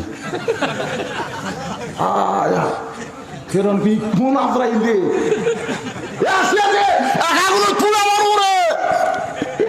আসিয়া বলতেছে ছোট। যাই হোক, এই নিয়ে বিষয়ের একটা ঘটনা আছে, সেই ঘটনা আমার ইঙ্গিত করার কথা না। আল্লাহ বলে মুসা দৌড়ায়, মুসা দৌড়ায়, আর ফেরাউন সৈন্য সামন্ত নিয়ে ধাবড়ায়। মুসা বলে আল্লাহর কদ্দুর দৌড়াবো? আল্লাহ বলে জাগা মতো, জাগা মতো। জোরে কর কি মতো? বাংলাদেশের মুসলমান আর কত দৌড়াবেন, জাগা মতো যাওয়া লাগবে। জোরে কোন ঠিক কি না? 3 দিকে ফেরাউনের সৈন্য, সামনে সাগর, সামনে হলো সাগর, 3 দিকে ফেরাউন সৈন্য নিয়ে দাঁড়ায় আছে। মুসা বলতেছে আল্লাহ সামনে সাগর, 3 দিকে ফেরাউনের সৈন্য সামন্ত, এখন আমি করব কি? আল্লাহ বলে নাসরুম মিনাল্লাহি ওয়া ফাতহুন কারীব ওয়াবাশশিরিল মুমিনিন। মুসা তাকায় দেখো, 12 লাইন রাস্তা বানায় দিছি। মুসা নবী তাকায় দেখে সাগরকে আল্লাহ 12 লাইন রাস্তা বানায় দিছে। ওই সাগরের তলদেশে মুসা নবী যখন রাস্তা পায়, আল্লাহর শুকরিয়া তান 4 রাকাত নামাজ পড়ে। ওই 4 রাকাত নামাজ আল্লাহর এতই ভালো লাগছে, আল্লাহ লাইলাতুল মিরাজে নবীকে ডাক দেওয়ার, নবী গো ওই মুসা নবীর 4 রাকাত নামাজ আপনাকে আসরের 4 রাকাত হিসেবে দিয়ে দিলাম। আপনার উম্মতেরা আসরের 4 রাকাত নামাজ যখন জামাতের সঙ্গে আদায় করবে, মুসা নবীর সম পরিমাণ সওয়াব আমি আল্লাহ দান করে দিব। তাহলে 5 ওয়াক্ত নামাজ আমরা আদায় করব কার জন্যে? জবান খুলে বলেন কার জন্যে? এখন মাগরিবের 3 রাকাত নামাজ আদায় করলে আমাদের লাভটা কি হবে? এই কোরআন শরীফের মধ্যে আল্লাহ তাআলা একজন নবীর কথা বলেছেন, যে নবীর নাম হলো ইয়াকুব নবী। জোরে কোন কি নবী? ইয়াকুব নবী। সবাই বলেন ইয়াকুব নবী বাস করিতেন কেনানে, সবার চাইতে ভালোবাসতেন ইউসুফকে। সুবহানাল্লাহ। ইয়াকুব নবীর কিন্তু 12টা সন্তান। যেরকম কয়টা? আর বউ হলো 2টা। কয় বউ? আল্লাহ তাআলা এই কোরআনে বউয়ের কথা যখন বলবার গেছেন, বউ রে দিলে আমরা বিয়ে করছি, এলাকা বউ কয়। আপনারা কি কন? আল্লাহ কোরআনে যেখানে বইয়ের কথা বলছেন সেখানে প্রথম মাসনা বলেছেন। মাসনা মানে 2টা বিয়ে করো। 2টা বিয়ে করলে একটা আলাদা মজা হবে, এক বউ খেপে গেলে আরেক বউয়ের কাছে যাবেন। কিন্তু একটা হলে খুব বিপদ ভাই, ওই ভাত দিলে আছে, না দিলে নেই। বেশি কথা বলে নারী নির্যাতনের আইনত ফেলে দিবে। কথা ঠিক। এই জন্য এক বউ আলাদা খুবই কষ্টে আছি ভাই। আল্লাহ কি কম বোঝে না বেশি বোঝে? এই জন্য 2টার কথা প্রথম কইছে, পারলে 3টা কর, পারলে 4টা কর। যদি না পারো ঘোষ, তাহলে একটা নিয়েই ধৈর্য ধরে থাক। তাহলে ইয়াকুব নবী বিয়া করছেন দুইটা, জোরে কোন কয়টা? আল্লাহ নবীর এমন কোন সাহাবী নাই যেই সাহাবী একটা বিয়া করছেন, আল্লাহ এমন কোন নবী নাই যেই নবী একটা বিয়া করছেন। খালি একজন নবী একটা বিয়া করছে, বউ না পাওয়ার কারণে। সেই নবীর নাম হলো আদম নবী। কারণ বিয়া কাকে করবে, যাকে বিয়া করবে সেটাই তার সন্তান হবে, জোরে কোন ঠিক কি না? আর কোন নবী একটা বিয়া করে নাই, নবীর কোন সাহাবীরা একটা বিয়া করে নাই। কিন্তু আমাদের বাংলাদেশে নারী নির্যাতনের আইন হওয়ার কারণে মনে আশা থাকলেও কিন্তু আমরা পারতেছি না। আমাদের দেশের সব নারী বিশারদ গুলো বলবে এই মৌলবীরা দুটা বিয়া করছে, দুটা বিয়া করছে রে পাগলা। তোর গেলা কাল রাত্রে ওয়ার ডিউটি মারবার ভাই। ইয়াকুব নবী দুই বিয়ে করছে, জোরে কোন কয় বিয়া? এক বইয়ের পেট থেকে আল্লাহ 10টা সন্তান দান করেছে, আরেক বইয়ের পেট থেকে 2টা সন্তান দান করেছেন। ইয়াকুব নবী নির্জনে বসে আল্লাহর কাছে বলতেছে, আল্লাহ আমার 2টা সন্তান এত ভালো, এই 10টা এত খারাপ কেন হয়ে গেল?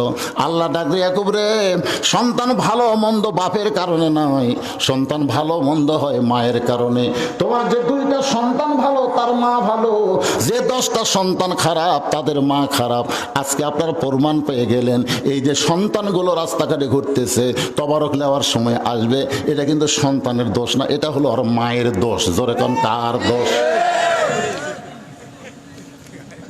বাবা আনন্দে মাতিয়া সাগরে ভাসাইয়া, আনন্দে মাতিয়া সাগরে ভাসাইয়া, সেই যে চইলা গেল ঘুইরা এলো না। মাজন ধরিয়া উদরে কতই কষ্ট করে, 10 মাস পরে পায় প্রসবের বেদনা। এমন দরদি ভবে কেউ হবে না আমার মা, মা গো। 10 মাস যখন মায়ের পেটে আমরা ছিলাম, আপনারা বলেন তো মায়েদের কি মাসিক ব্যায়াম হচ্ছে? কেন হয়নি কোন তো? সন্তান পেটে আসার পরে আল্লাহ মেয়েদের মাস গেলে 3 দিন 5 দিন যে একটা ব্যায়াম দেয়, অসুখ দেয়, যে অসুখ হলে নামাজ রোজা কিছুই হবি না। জোরে কোন কথা ঠিক কি না? সে অসুখটা সন্তান আসার সাথে সাথে আল্লাহ বন্ধ করে দেয়। সন্তান পেটে নিয়ে মার যেন ইবাদতের কোনো কমতি না হয়, কারণ মায়ের ইবাদতের সাথে পেটের বাচ্চার আল্লাহ সম্পর্ক করে দেয়। জোরে কোন সুবহানাল্লাহ। পেটে বাচ্চা নিয়ে মা যদি নামাজ পড়ে, রুকুর থেকে যখন সেজদায় যায় তখন বাচ্চা একটা চাপ খায়। ফেরেশতাকে আল্লাহ, দেখো তোমার বান্দি রুকুর থেকে সেজদাত গেল, পেটের বাচ্চা চাপ খেলো। আল্লাহ কয়, ফেরেশতা সাক্ষী থাকো, যেই মা পেটে বাচ্চা নিয়ে নামাজ পড়লো, ও মা শুধু নিজে নামাজ পড়লো না, পেটের বাচ্চাকেও নামাজি বানায়া দিল। আজকে বেড়া এসে যারা নামাজ পড়ে না, বুঝবেন ওই পেটত থাকতে ওর মা একক তো নামাজ পড়নি। হোটেলের দরজাত কারো পর্দা দিয়ে রমজান মাসে যারা খায়, এই মালগুলা কিভাবে পেটের মধ্যে হবে জানেন? ওই সারা বছর আর খিদে নেই, রমজান মাস হলে আর এত খিদে বাড়ে। আমার কয়, হুজুর 11 মাস আমার খিদে কম, কিন্তু রোজার মাসে এত খিদে লাগে। এগুলো তোর মা বাসে আছে? কয় আছে। যা মার কাছে যা, মায়ের দেখলি আর যাস না কেন? যা খালি বল যে 11 মাস আমার খিদে কম, রোজার মাসে খিদে বেশি কেন? ওই যে মা বলছে, মা 11 মাস আমার খিদা কম, কিন্তু রোজার মাসে এত ক্ষুদা খেন। মা বলতেছে, তোর দাদি সর্বনাশ করছে। তুই যখন আমার পেটত আসলি তখন তোর দাদি বলছে, বৌমা রোজা রাখবো না, রোজা রাখলে পেটের বাচ্চা শুকা যাবে, খালি তুই কি তাজা খাওয়ার করলে তোর দাদির কারণে আমি রোজার মাসে খাইছিলে। এই যে রোজার মাসে খাওয়ার কারণে তুই পেটের মধ্যে খাওয়া শিখছো। তো রোজার মাসে মায়ের পেটত খাইছে, বেড়ায় এসে না খাই থাকছি। আজকে যে কয়টা ছেলে রমজান মাসে রোজা রাখে না, বুঝবেন ওর মাও পেটত রোজা ছিল না। একটা খ্রিস্টান নেপোলিয়ান বলেছে, ভালো একটা সন্তান যদি চাও তাহলে ভালো একটা বাপের দরকার। কথা বল না কেন? আমি যদি ভুল করে আপনার লোকমা দেবেন না?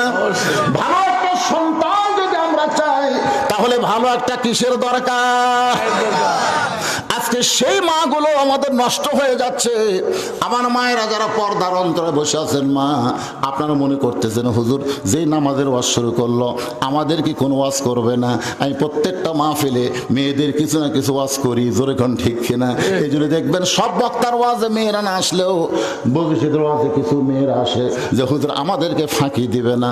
মায়েরা শোনেন, যারা পর্দার অন্তরে বসে আছেন, গভীর রাত্রে নবীর মেয়ে ফাতেমা হযরত আলীকে বুকের মধ্যে নিয়ে কাঁদতেছে। আলী বলে, ফাতেমা কান্দার কারণ কি? বলে, কান্দার কারণ হলো আমি আল্লাহর কাছে দোয়া করেছি, আল্লাহ আমার দোয়া কবুল করেছেন। আলী বলে, ফাতেমা রে, তুমি কি পাগলি নাকি? আল্লাহ যদি তোমার দোয়া কবুল করে থাকে তাহলে তুমি আনন্দ করো। ফাতেমা বলে, স্বামী কি দোয়া কবুল করেছে আপনি কি জানেন? আলী বলে, কি দোয়া কবুল করেছে?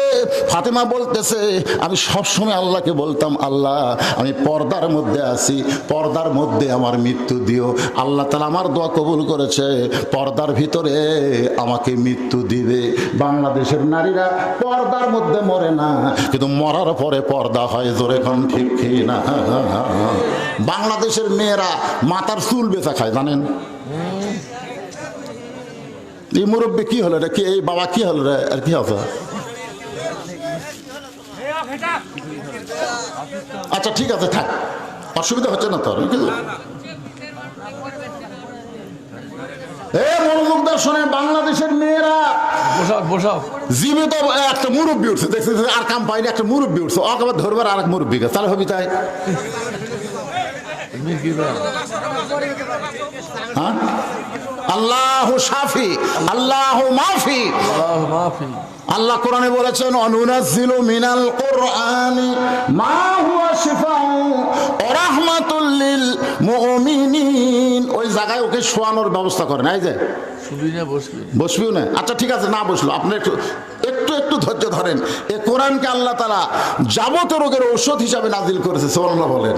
আর সেই কোরআনের মাহফিলে এসে উনি অসুস্থ হবেন না, আল্লাহর হস্তে বিশ্বাস করেন, আল্লাহ ওনাকে সুস্থ করে দেবে। আলহামদুলিল্লাহ। কথা বিশ্বাস করেন না ভাই আপনারা? ইনশাআল্লাহ। এটা কোরআনে আছে না নাই? অনুনাজ্জিলু মিনাল কুরআনি মা হুয়া শিফাউ ওয়া রাহমাতুল লিল মুমিনিন। আমি যে গুরুত্বপূর্ণ কথা বলতেছি, বাংলাদেশের মেয়েরা পর্দার ভিতরে মারা যায় না মরার পরে পর্দা হয়? মরার 4 দিন আগে মাথার চুল বেঁচে খাচ্ছে। 1 টাকা কাঁচা টাকার ওজনে চুল দিলে 120 টাকা দেয় পারে। আমি জানি না যে মাইকের চুলের এত দাম। এরা সেই চুল বেচা খাচ্ছে, আর মরার পরে ওর মাথাতে আবার মেয়েদের কাপড় কয়টা? এখন কয়টা? পুরুষের মতোই কিন্তু 3টা, আর 2টা কাপড় মেয়েদের বেশি। একটা হলো সিনা বাঁধ, আর একটা হলো মাথা বাঁধ। যেরকম একটা হলো সিনা বাঁধ, আর একটা হলো মাথা বাঁধ। এই সিনা, এই বুকের খুবই দাম বাড়ে, এই জন্য মেয়েরা বুক ঢাকা চলা লাগবে। যেরকম ঠিক কিনা?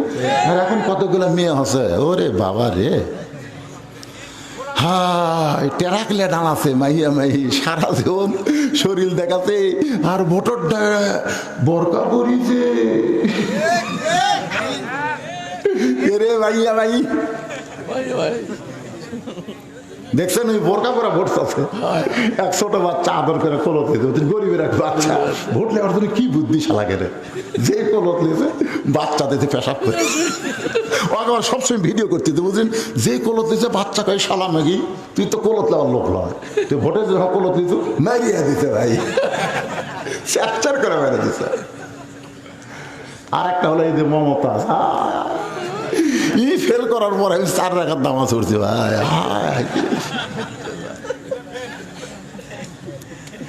আমার সভাপতি সাহেব বলতেছে ফাটতে যায়, ফাটতে যান, ফাটতে যায় গান ইসলামের ক্ষতি করেন। ও একটা মারাত্মক গান গাইছে, সেই গানটা হলো, আগে করো রে মোর আখেরের কাজ, ধ্যান যোগ হয় দিলের নামাজ, ও তোমার পাঞ্জে গানা নামাজ পড়া লাগবে না। আপনার বলেন তো এই গানটা কি? খালি খারাপ না, শরীয়তে কুফরি গান। জোরে গান কি গান? ওরে শরীয়তের মৌলানা, চোখ 2টা করলা কানা, কোরআন হলো 90 পারা, তোমরা খুঁজা পাইলা না। আপনার বলেন তো কোরআন কয় পারা? 30 পারা। এরকম একটা বেসাইজা মেয়া সংসদে আসন পাক, এটা আমরা চাই না। আল্লাহর মার দুনার বার। জোরে কোন কথা ঠিক কি? মা ফাতেমা চোখের পানি নিয়ে বলে, স্বামী গো, আল্লাহ আমার দোয়া কবুল করেছে, আমার মৃত্যুটা আল্লাহ পর্দার ভিতরে মৃত্যু দিবে। আলী বলে, ফাতেমা তুমি পর্দার মধ্যে আসো, পর্দার মধ্যে আল্লাহ তোমার মৃত্যু দিবে, এখানে খুশি হওয়ার কথা, কান্দ কেন? ফাতেমা বলে, স্বামী গো, সেই মৃত্যু কবে হবে আপনি কি জানেন? আলী বলে, ফাতেমা মৃত্যুর কথা দুনিয়ার কেউ বলতে পারে না। ফাতেমা ফাতেমা বলে আল্লাহ যদি জানায় তাহলে বলতে পারে। আলী বলে ফাতেমা কি বলবার চান? ফাতেমা বলে স্বামী গো, আল্লাহ পাক আমাকে জানাইছে আজকে গভীর রাত্রে ফাতেমার মৃত্যু হবে। যেই বলছে গভীর রাত্রে ফাতেমার মৃত্যু হবে, গাছের গোড়া কাটলে গাছটা যেমন ঠাস করে পড়ে যায়, হযরত আলী তেমনি পড়ে গেলেন ঘরের মাঝায়।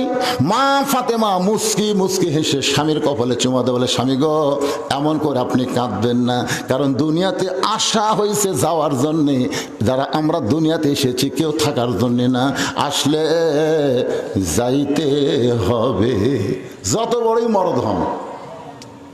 এখন তো মরদ আবার মেয়া হওয়ার চিন্তা করতেছে। সপ্তম শ্রেণীর একটা বইয়ে দেখলাম, নাম হলো শরীফ। শরীফ থেকে শরীফা। নাম কি? শরীফ। ওই শরীফা হবি। আয় আয়, সপ্তম শ্রেণীর মধ্যে কি লেখাপড়া দিয়েছে দেখছেন? শরীফ এখন শরীফা হওয়ার জন্য, মানে নিজেই পুরুষ মানুষ মেয়ে হবি, আর মন খালি মেয়ে হওয়ার চায়। আস্তে আস্তে মেয়েকের মতন চুল চষে, মেয়েকের মতন লিপস্টিক দেয়, মেয়েকের মতন ভুরু পেন করে, মেয়েকের মতন হাই হিল করে, মেয়েকের মতন বুক করবার চায়। এটা দিয়ে আস্তে আস্তে সমকামিতার দিকে আমাদের বাংলাদেশকে নিয়ে যাবার চাচ্ছে শিক্ষামন্ত্রী। ধরে কোন কথা ঠিক করে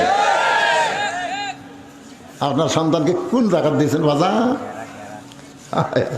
দেখেন না, দুই একটা লিরিসের মতন হাঁটে, দুই একটা ছেলে কিন্তু হাঁটন কিন্তু মেয়ে মানুষের মতন দেখতে পারেন না, আপনি দেখতে পারেন না। এমন একটা স্কিন প্যান্ট পড়ছে ভাই রে, উড়াত মুরাত চাপে ধরে কিচিরি কিচিরি কিচিরি কিচিরি। মোটর সাইকেল যখন চালাই দেবে মানে শালার পাশাত ঘুরে কিরমি ঢুকছে। তোর কথা ঠিক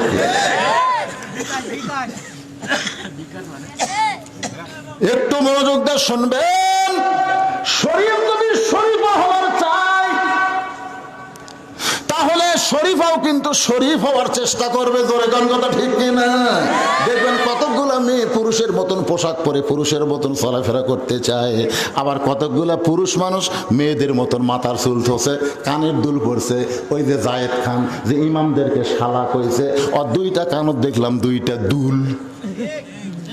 পরে এসে বলতেছে আমি মাফ চাই, আমি ইমামদেরকে সব ইমামকে শালা কই দিই। তখন দেখে আর দুই কানের দুল করে ঝুলতেছে। কেরে তুই মরদ মানুষ, তোর কানের দুল কেড়ে হয়? আপনার দেখেন না কতগুলো ছেলে হাতে চুরি দিয়ে বেড়ায়। কেরে মরদ মানুষ, তুই কে চুরি রে? মরদ মরদের মতন হওয়া লাগবে। তোর কোন কথা ঠিক কেন? মরদের মতন হওয়া লাগবে। কি বলতেছিলাম একটু মনোযোগ দেন। মাগরিবের 3 রাকাত নামাজ আদায় করলে আমাদের লাভটা কি, আমাদের জানার অধিকার আছে না?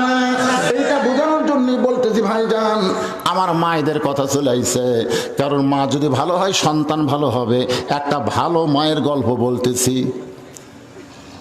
হযরত আলীর কপালে চুম্বন দিয়ে বলে স্বামী গো, এই দুনিয়াতে আসলে যাইতে হবে, এই দুনিয়া থাকার জায়গা না, এই দুনিয়া থেকে আমাদের সবাইকেই যাইতে হবে। ধরে কোন কথা ঠিক কিনা? এই জন্য ইন্দ্রকিশোর গানে গানে কইছে, চলতে পথে 2 দিন থামিলাম, যাবার কালে একজন আরো দেখা না পাইলাম। এই গানটা গাইলে কোনো গুনাহ হবে না। যুবকেরা তোমরা সবাই বলো, চলতে পথে 2 দিন থামিলাম, যাবার কালে একজন আরো দেখা না পাইলাম। ও আমার সাদের মালা যাই রে ছিঁড়ে, রইব না আর বেশি দিন তোদের মাজারে। ডাক দিয়াছেন আল্লাহ আমারে, রইব না আর বেশি দিন তোদের মাজারে। থাকবেন দুনিয়াতে, থাকবেন, যাওয়ার দরকার আছে না নাই? কি হয়ে যাবেন? কি হয়ে?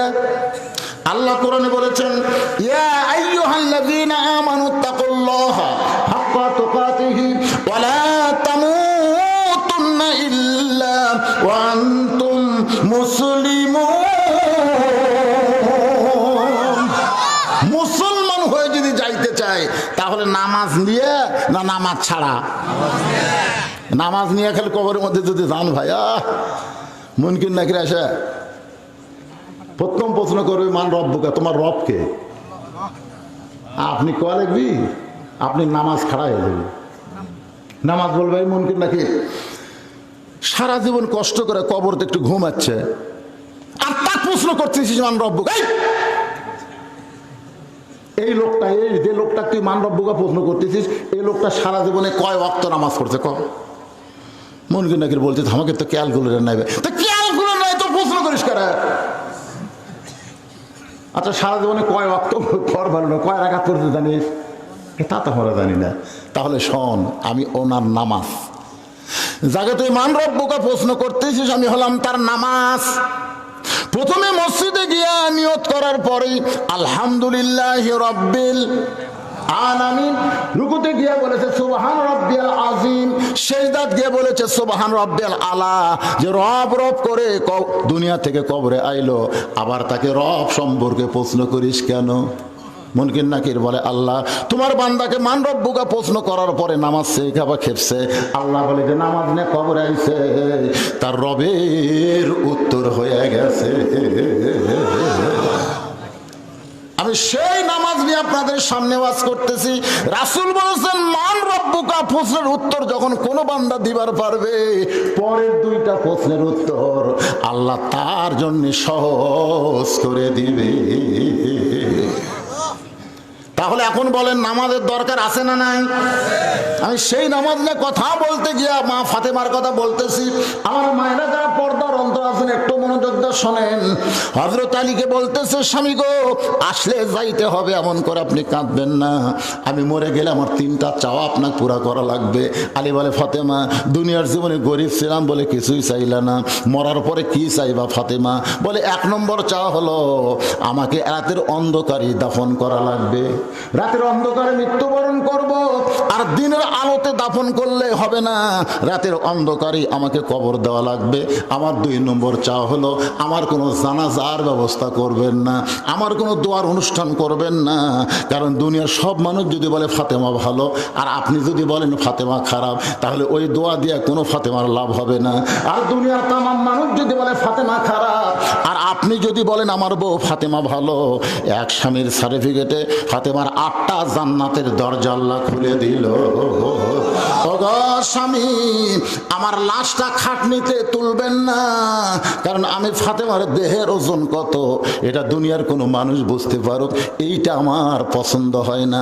আমার বাবা যদি দুনিয়াতে থাকতো, মরা মেয়ের লাশের খাটনি বাবা কান্দে নিবার পারতো। আমার হাসান হোসেন যদি বড় হইতো, মায়ের লাশের খাটনি কান্দে নিবার পারতো, কিন্তু 6 মাস আগে আমার বাবা দুনিয়া থেকে বিদায় নিয়েছে। আমার হাসান হোসেন কেবল 4 বছর 5.5 বছর বয়স, এরা 2 ভাই খাটনি কান্দে নিবার পারবে না। আপনি শুধু আমাকে আপনার কান্দে করে নিয়া জান্নাতুল বাকির পূর্ব কোণায় সবুজ রঙের একটা বাতি জ্বলতেছে, ওই বাতি বরাবর আমাকে দাফন করে দিবেন।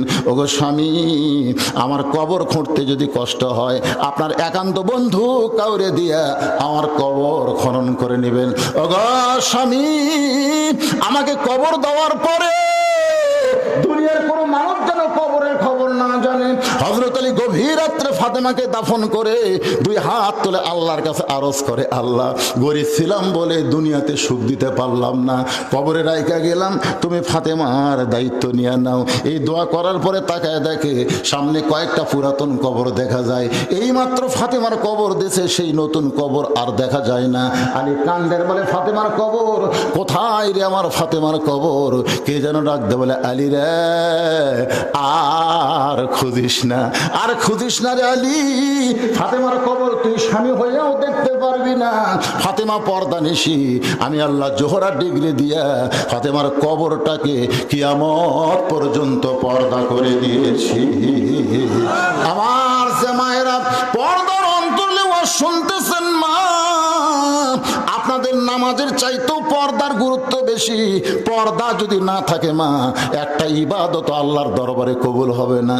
এই কারণে আল্লাহ কোরআনে পর্দাকে ফরজ করে বললেন, ওয়াকারনা ফি বুয়ুতিকুন্না ওয়ালা তাবাররাজনা তাবাররুজাল জাহিলিয়াতিল উলা। আল্লাহু আকবার। আপনারা কি বিরক্ত হচ্ছেন? আমি যখন টেজে উঠছি তখন 10টা কেবল বাজতেছে, 10 মিনিট কম 12টা, 12 মিনিট কম 12টা, কখন বাজে 12টা। 12টার পরে 23 তারিখ থাকবে না, 24 তারিখ হইয়া যাবে সোনার মাইনা। আমার দাওয়াত দিয়েছেন 23 তারিখে। না তাই বলে মনে করেন না যে মাগরিব এসব নামাজ না বলে আমি চলে যাবো, সেই বক্তা আমি না। আগামীকাল পর্যন্ত বাঁচার গ্যারান্টি নাই ভাই রে, কোনো গ্যারান্টি আছে? 1 তারিখ আমার অ্যাক্সিডেন্ট হলো, 1 তারিখে গাড়ি ভাঙ্গে গুঁড়ে, ট্রাকও মারছে, বাসও মারছে। এরই মধ্যে আল্লাহ চ্যাপটা করে বেঁচাতে হতে পারে। আমি গাড়ির দিকে থেকে যেভাবে গাড়ি ভাঙলো, আমার যদি খালি সোলানার 1 আনা ভাঙতো, আমার অবস্থা শেষ। আমার এই অ্যাক্সিডেন্টের খবর আমার মায়ের কাছে একজন ভুল করে দিয়েছে, বলছে আপনার ছেলে অ্যাক্সিডেন্ট করছে। যদি বলতো আপনার ছেলের গাড়ি অ্যাক্সিডেন্ট করছে, তাহলে আমার মাও কিন্তু এরকম হতো না। যেই শুনছে আমি অ্যাক্সিডেন্ট করছি, সাথে সাথে স্ট্রোক। আমার মা স্ট্রোক করলো সাথে সাথে। হ্যাঁ, আমার মা আর বাঁচলো না। 25 তারিখে, ডিসেম্বরের 25 তারিখে আমার মা দুনিয়া থেকে বিদায় নিল। বাজান একটু মনোযোগ দিয়ে শুনবেন, যে ওয়াজটা আমি ধরছি কমপ্লিট না করে যদি এখান থেকে চলে যায়, আপনাদের মনের মধ্যে কষ্ট থাকবে। হয়তো হুজুর আগামী বছর দাওয়াত দেওয়ার চেষ্টা করতেছে। আগামী বছর তো দূরের কথা, আগামীকাল পর্যন্ত কোনো গ্যারান্টি নাই। এই যে সিংড়া আইছি, সিংড়া থেকে বাড়ি যাব তার কোনো গ্যারান্টি নাই। বউ আমার কানে কানে কয় আবার কিন্তু আওয়ামী লীগ, দেখে শুনে ওয়াজ করবেন, ধরা যেন পড়েন না। আমি কইলাম বউরে, পুলিশ ধরার চিন্তা করিস না রে, আজরাইল ধরার চিন্তা কর। মুসলমান আর্ধেক ইমান চাই পুলিশ ধরার চিন্তা। পুলিশ ধরার চিন্তা করবো কেন? পুলিশ ধরবি চোর ডাকাত, জোরে কোন কথা ঠিক কিনা? ভালো মানুষ পুলিশ ধরে পারে, কি এক বিপদ হয়ে গেল। আসেন আল্লাহর বান্দারা, মা ফাতেমার খবর। মা ফাতেমা কিন্তু একটা গুরুত্বপূর্ণ কথা বলেছে, আসলে যাইতে হবে, আসলে যাইতে হবে। এই বিশ্বাস যারা করেন তারা 2 হাত তুলে আমার আল্লাহকে একটু দেখান। তারা বিশ্বাস করেন আসলে যাইতে হবে, তারা তোলেন। আচ্ছা মাশাআল্লাহ, আসলে যাওয়া লাগবে না এরকম কোনো মরদ আছেন? তার মানে বোঝা গেল আসলে যাওয়া লাগবে। কিন্তু ফিলিস্তিন একজন মা, তার 2টা সন্তান চলে যাওয়ার পরে মুচকি মুচকি হাসতেছে। সাংবাদিক গিয়া বলে, মা আপনার 2টা সন্তানকে ইসরায়েল ইহুদিরা গুলি করে হত্যা করলো, এরপরেও আপনি কেন হাসতেছেন? আপনার কি চোখে কান্না আসে না? বলে আমার 2টা সন্তান এমন একটা জায়গায় গেছে, যে জায়গাটা আমার আল্লাহ জান্নাত বানায়া দিছে। কিন্তু যেদিন ডাক পড়িবে, সবাই বলেন, কিন্তু যেদিন ডাক পড়িবে কবর মাঝে যাইতে, জোগাড় কিছু করছো বন্ধু তার মাঝে বিছাইতে। যে কোনো মুহূর্তে কবরের ডাক আমাদের এসে যাবে। এই জন্য নবীর 3 ঘর মাদ্রাসা, যে ঘরে সরকারি কোনো সাহায্য নাই, সরকারি কোনো বেতন নাই, আপনারা যেটা দান করবেন আল্লাহ তাআলা আপনাদের রিজিকের মধ্যে এই মাদ্রাসা চালানোকে বাজেট করেছে। ধরে কোন সুবহানাল্লাহ। 114টা সূরা কোরআন শরীফের মধ্যে আছে। 114 জন বান্দাকে বলবো 1 মণ করে ধান অথবা 1000 করে টাকা এতিম মাদ্রাসায় দান করা লাগবে। এই মাদ্রাসা আপনার দানের মাধ্যমে চলবে। আপনি দুনিয়া থেকে চলে যাবেন কিন্তু মাদ্রাসা থাকবে। আপনার কবরকে আল্লাহ তাআলা মাদ্রাসা চালানোর কারণে জান্নাতের টুকরা বানায় দিবে। যাদের বাপ মা কবরে গেছে, বাপ মার কথা মনে করে যদি 1 মণ ধান দেন, আল্লাহ আমার বাপ মা যদি দুনিয়াতে থাকতো, এই শীতের দিনে বাপ মাকে একটা কম্বল কিনে দেওয়া লাগতো। বাপ মা আমার কবরে কত কষ্ট আছে, আল্লাহ আজকে নবীর মাদ্রাসায় 1000 টাকা দান করে দিলাম, আমার বাপ মার কবরকে জান্নাত বানায় দাও। এইরকম নিয়ত করে ভাইজান 10টা মিনিট আপনাদের সময় দিলাম। এই 10টা মিনিট আদায় করার পরে আমি আবার বাকি আলোচনায় চলে যাব। আল্লাহর কোন পাগল পারবেন? আসলে যাইতে হবে এই বিশ্বাসটা করে প্রথম 1 মণ কিংবা 1000 টাকা কে পারেন গো আল্লাহর রাস্তায় এই নবীর মাদ্রাসায় দান করবেন। দুনিয়ার টাকা পয়সা দুনিয়াতে রবে, ফকির হয়ে মানুষ কবরে চলে যাবে। এই তো পাওয়া গেছে সর্বোত্তম এমন একটা নাম, আব্দুর রাজ্জাক। 1 মণ ধান, জোরে বলেন মারহাবা। 1 মণ ধান। এতক্ষণ কি আপনার উঠিছেন না বাড়িছেন? আচ্ছা শোনেন, এই পর্যন্ত আমি যে ওয়াজ করলাম, আপনারা কি বাড়িছেন না উঠিছেন? বুঝতে পারতেছেন না? আমি যখন ওয়াজ শুরু করলাম তখন কয়জন, এখন কয়জন? তা আদায় করার কথা শুনে যারা উঠে যাবেন, আদায়ের কথা শুনে যারা উঠে যাবেন, অজাতা যারা উঠবেন, আল্লাহ যেন তাদের প্যারালাইসিস দেয়। জোরে কোন কি লাইসিস? আনসুর ভাই 1000 দান করার জন্য আপনি ওঠেন, সমস্যা নাই। কি রে, আদায়ের কথা শুনলে শয়তান ছাড়া আর সাকি হাবিবুল্লাহ, দান যারা করবে তার আল্লাহর দোস্ত। জোরে বলুন সুবহানাল্লাহ। আর সাদকাতু তারুদ্দুল বালা, দান সাদকা করলে আসমানের বালা জমিনের বালা থেকে আল্লাহ আপনাদের হেফাজত করবে। অসুখ বিসুখ বিরাম বেঁধে হয়েছে, আল্লাহর রাস্তায় দান করে। একে একে আস্তে আস্তে ওদিকে আনসুর দিছে 1000, আর আনসুর, ভালো করে নামগুলো ভালো করে, আনসুর তো নামের কোনো, আনিসুর রহমান, মোহাম্মদ আনিসুর রহমান 1000 টাকা দান করেছে। আনিসুর রহমানের দানকে আল্লাহ আপনি কবুল করেন, আল্লাহুম্মা আমিন। আব্দুল সামাদ বাবাজি আমার 1000 টাকা দান করেছে, আল্লাহ দানকে কবুল করেন। শাহাদত হোসেন 1 মণ ধান দান করেছে, আল্লাহ তার দানকে কবুল করেন, আল্লাহুম্মা আমিন। কবুল করো মোদের কামনা, দানকারীকে জান্নাত দেবেন, আল্লাহ নিরাশ করবেন না। 500 1 মণ ধান দেন, 1 মণ ধান। আচ্ছা ঠিক আছে, 1000 টাকা এটা বাদই, এটা বাদে হ্যাঁ 1000 টাকা। সুলাইমান খন্দকার সুলাইমান 1000 টাকা দান করেছে, নগদে 500। আল্লাহ দানকে কবুল করেন, আল্লাহ নেক নিয়ত নেক আশা পুরা করেন, আল্লাহুম্মা আমিন। আপনারা মেয়েদের কি বসার ব্যবস্থা করছেন? হ্যাঁ, মেয়েদের বসার ব্যবস্থা আছে, তো সেটা আদায় করবে, দেন সেখানে আদায় করবেন। ঠিক আছে আমার মায়েরা, বেশি বেশি করে দান করবেন, দোয়া করে দেব উম্মাহাতুল মুমিনিন মা খাদিজার সঙ্গে আল্লাহ যেন জান্নাত দেয়। সাদা কালারের ব্যাগ আছে, সাদা কালার ছাড়া অন্য কোনো ব্যাগ গেলে ধরে দেবে, কারণ এখন অনেক হেরোইন করে গাঁজা করে বাড়াচ্ছে। জোরে করে কথা ঠিক কিনা? ওরা পুরুষের মধ্যে পারে না, মেয়েদের মধ্যে আদায় করে আরেক দিক দিয়ে চলে যায়। মায়েরা সাদা ব্যাগ ছাড়া অন্য কোনো ব্যাগের মধ্যে টাকা দান দিয়ে না। কি ভাই? রফিকুল ইসলাম আল্লাহ তোমার একজন বান্দা 1000 টাকা নগদে করছে দান, আল্লাহ তার দানকে কবুল করেন, আল্লাহ নেক নিয়ত নেক আশা পড়া, আল্লাহুম্মা আমিন। ভাইজান যেগুলো নগদ দিচ্ছে এগুলো লেখার কি দরকার? আচ্ছা নগদও লিখতেছেন, নগদও লিখছে, তাহলে ব্র্যাকেটের মধ্যে লিখে রাখবেন নগদ। নগদ আছে, দুটো ঘর আছে এখানে। আচ্ছা ঠিক আছে, নগদ এবং বাকি যাই যেটা দিবেন সেটা লিখিত হচ্ছে, আলহামদুলিল্লাহ। দেন, সবাই দেন। সমাজের যারা আশেপাশের যারা অন্য গ্রাম থেকে যারা এসেছেন, ছাত্র মাদ্রাসার